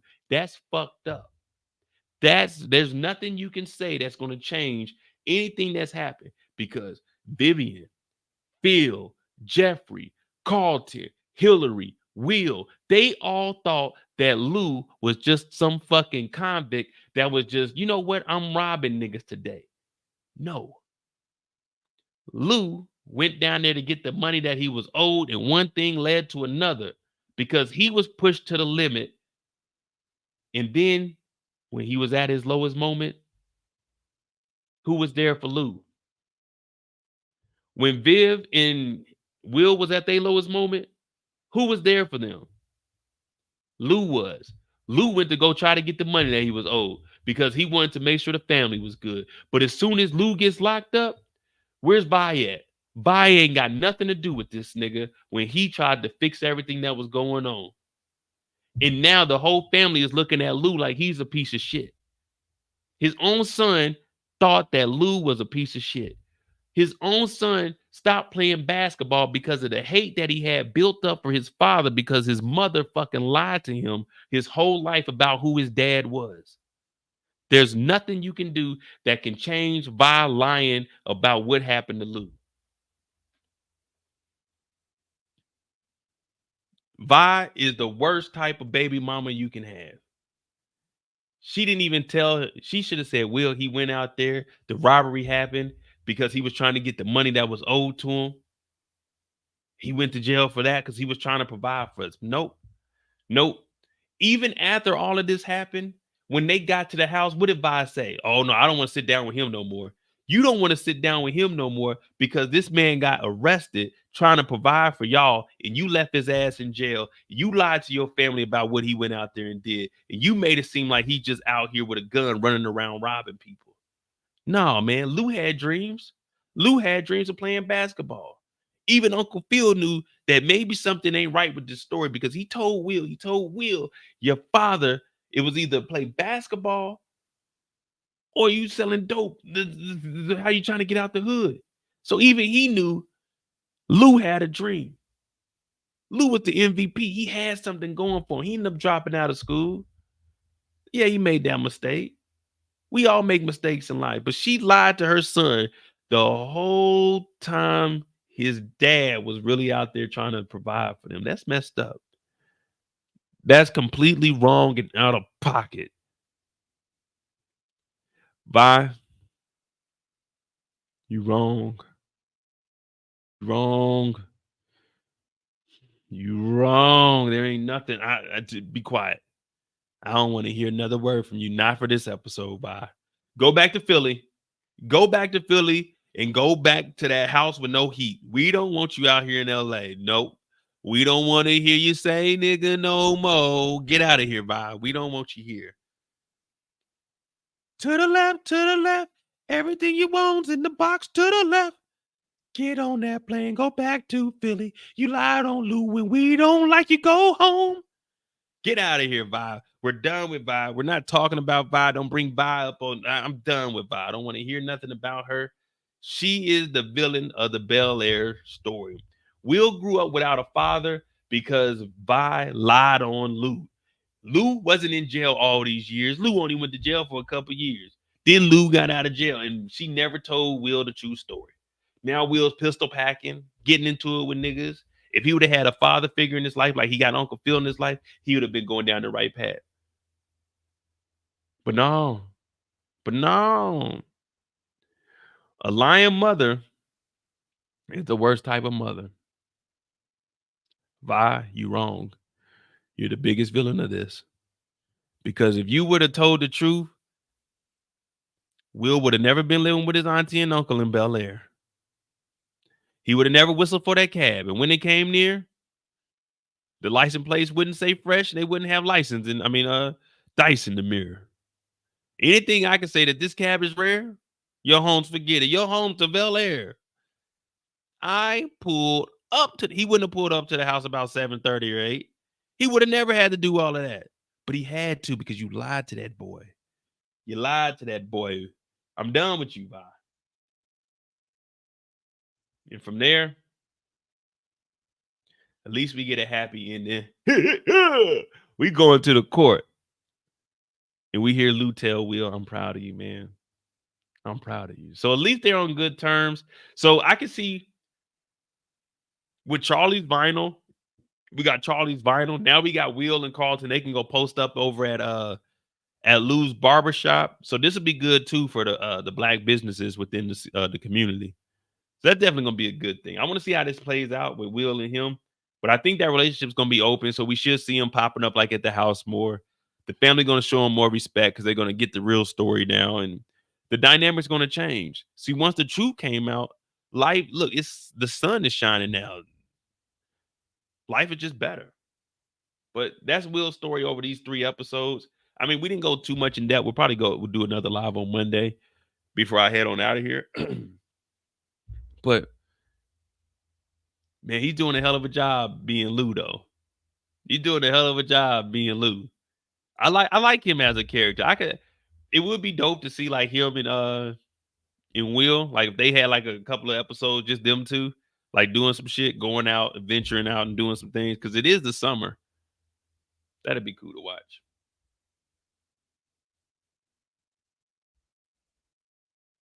That'd be cool to watch. But yeah, there we go. We got 3 hours in. I gotta get up. I gotta make me some runs. I gotta make me some runs tomorrow. You know what I'm saying? We gotta get up and out. Support the channel. What you guys think overall? What are you rating the season? I got the season in like a 7.5, 8. I guess 7.5, 8. I want to see how these last episodes are playing out. Because this has a potential to be like a 9. I like because it's a drama. Of course, you know, I'm comparing it amongst others, but this is just pure drama. It isn't, you know, there ain't no murdering or none of that.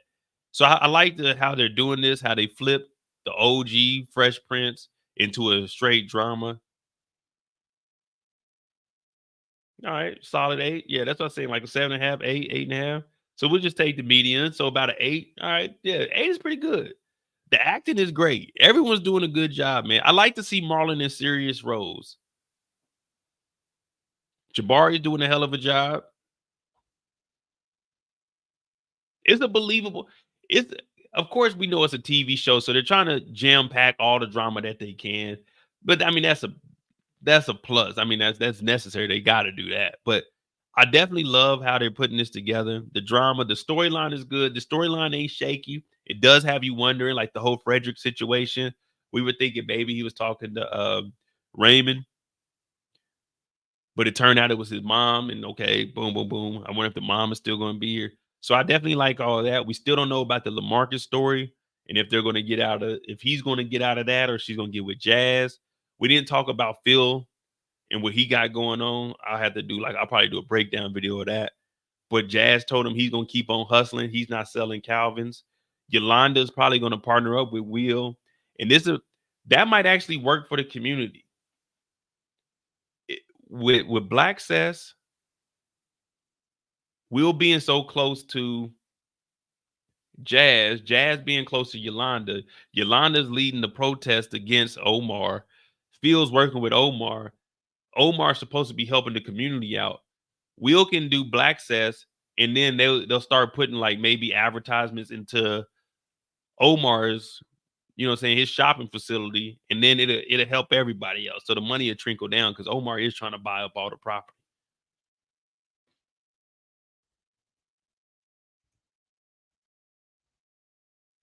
So they doing a good job, man. I mess with it, man. It's a very good show. Very good show. But hit that like button, hit that subscribe button. I'm low-key kind of losing my voice, but yeah, I rock with it, man. Hell of a show. We got 2 more weeks. I think if we're going off of what I read on Wednesday, it'll be 2, and then 2 episodes the next week. But hit that like button, hit that subscribe button. We're on the road to 50,000 subscribers. Support the channel. Cash App is pinned in the chat. I'm Mo.J. I got to get out of here. I got like 4 days, and I'm going to head out. I'll be gone for a week. We're gonna try to do some lives out there, maybe on the beach, and I'll probably do one from the room. And maybe Sunday we'll do a live, and you guys tell me what you want to see out there, and I'll try to record it. But man, I love y'all, man. I appreciate all y'all. You know, a lot of people don't be joining the Bel-Air lives. Power will be back on in 2 weeks, so we working. We also got Fight Night next week. We got Bel-Air. Then after that, we got Power. And then after that, we got the Penguin. So we got some shows, man. We got some shows. We got to get to it. But before y'all leave, hold on. Before y'all get on out of here, man, just one last time for the road, man. Just one last time for the road, man. Omar, What? let me tell you something. I can say one. You want me to do Go home and get the gun. Damn! Go home! Run! Come on! Run! Omar, What? let me tell you something. I can say one. You want me to do Go home and get the gun. Damn! Go home! Run! Come on! Run!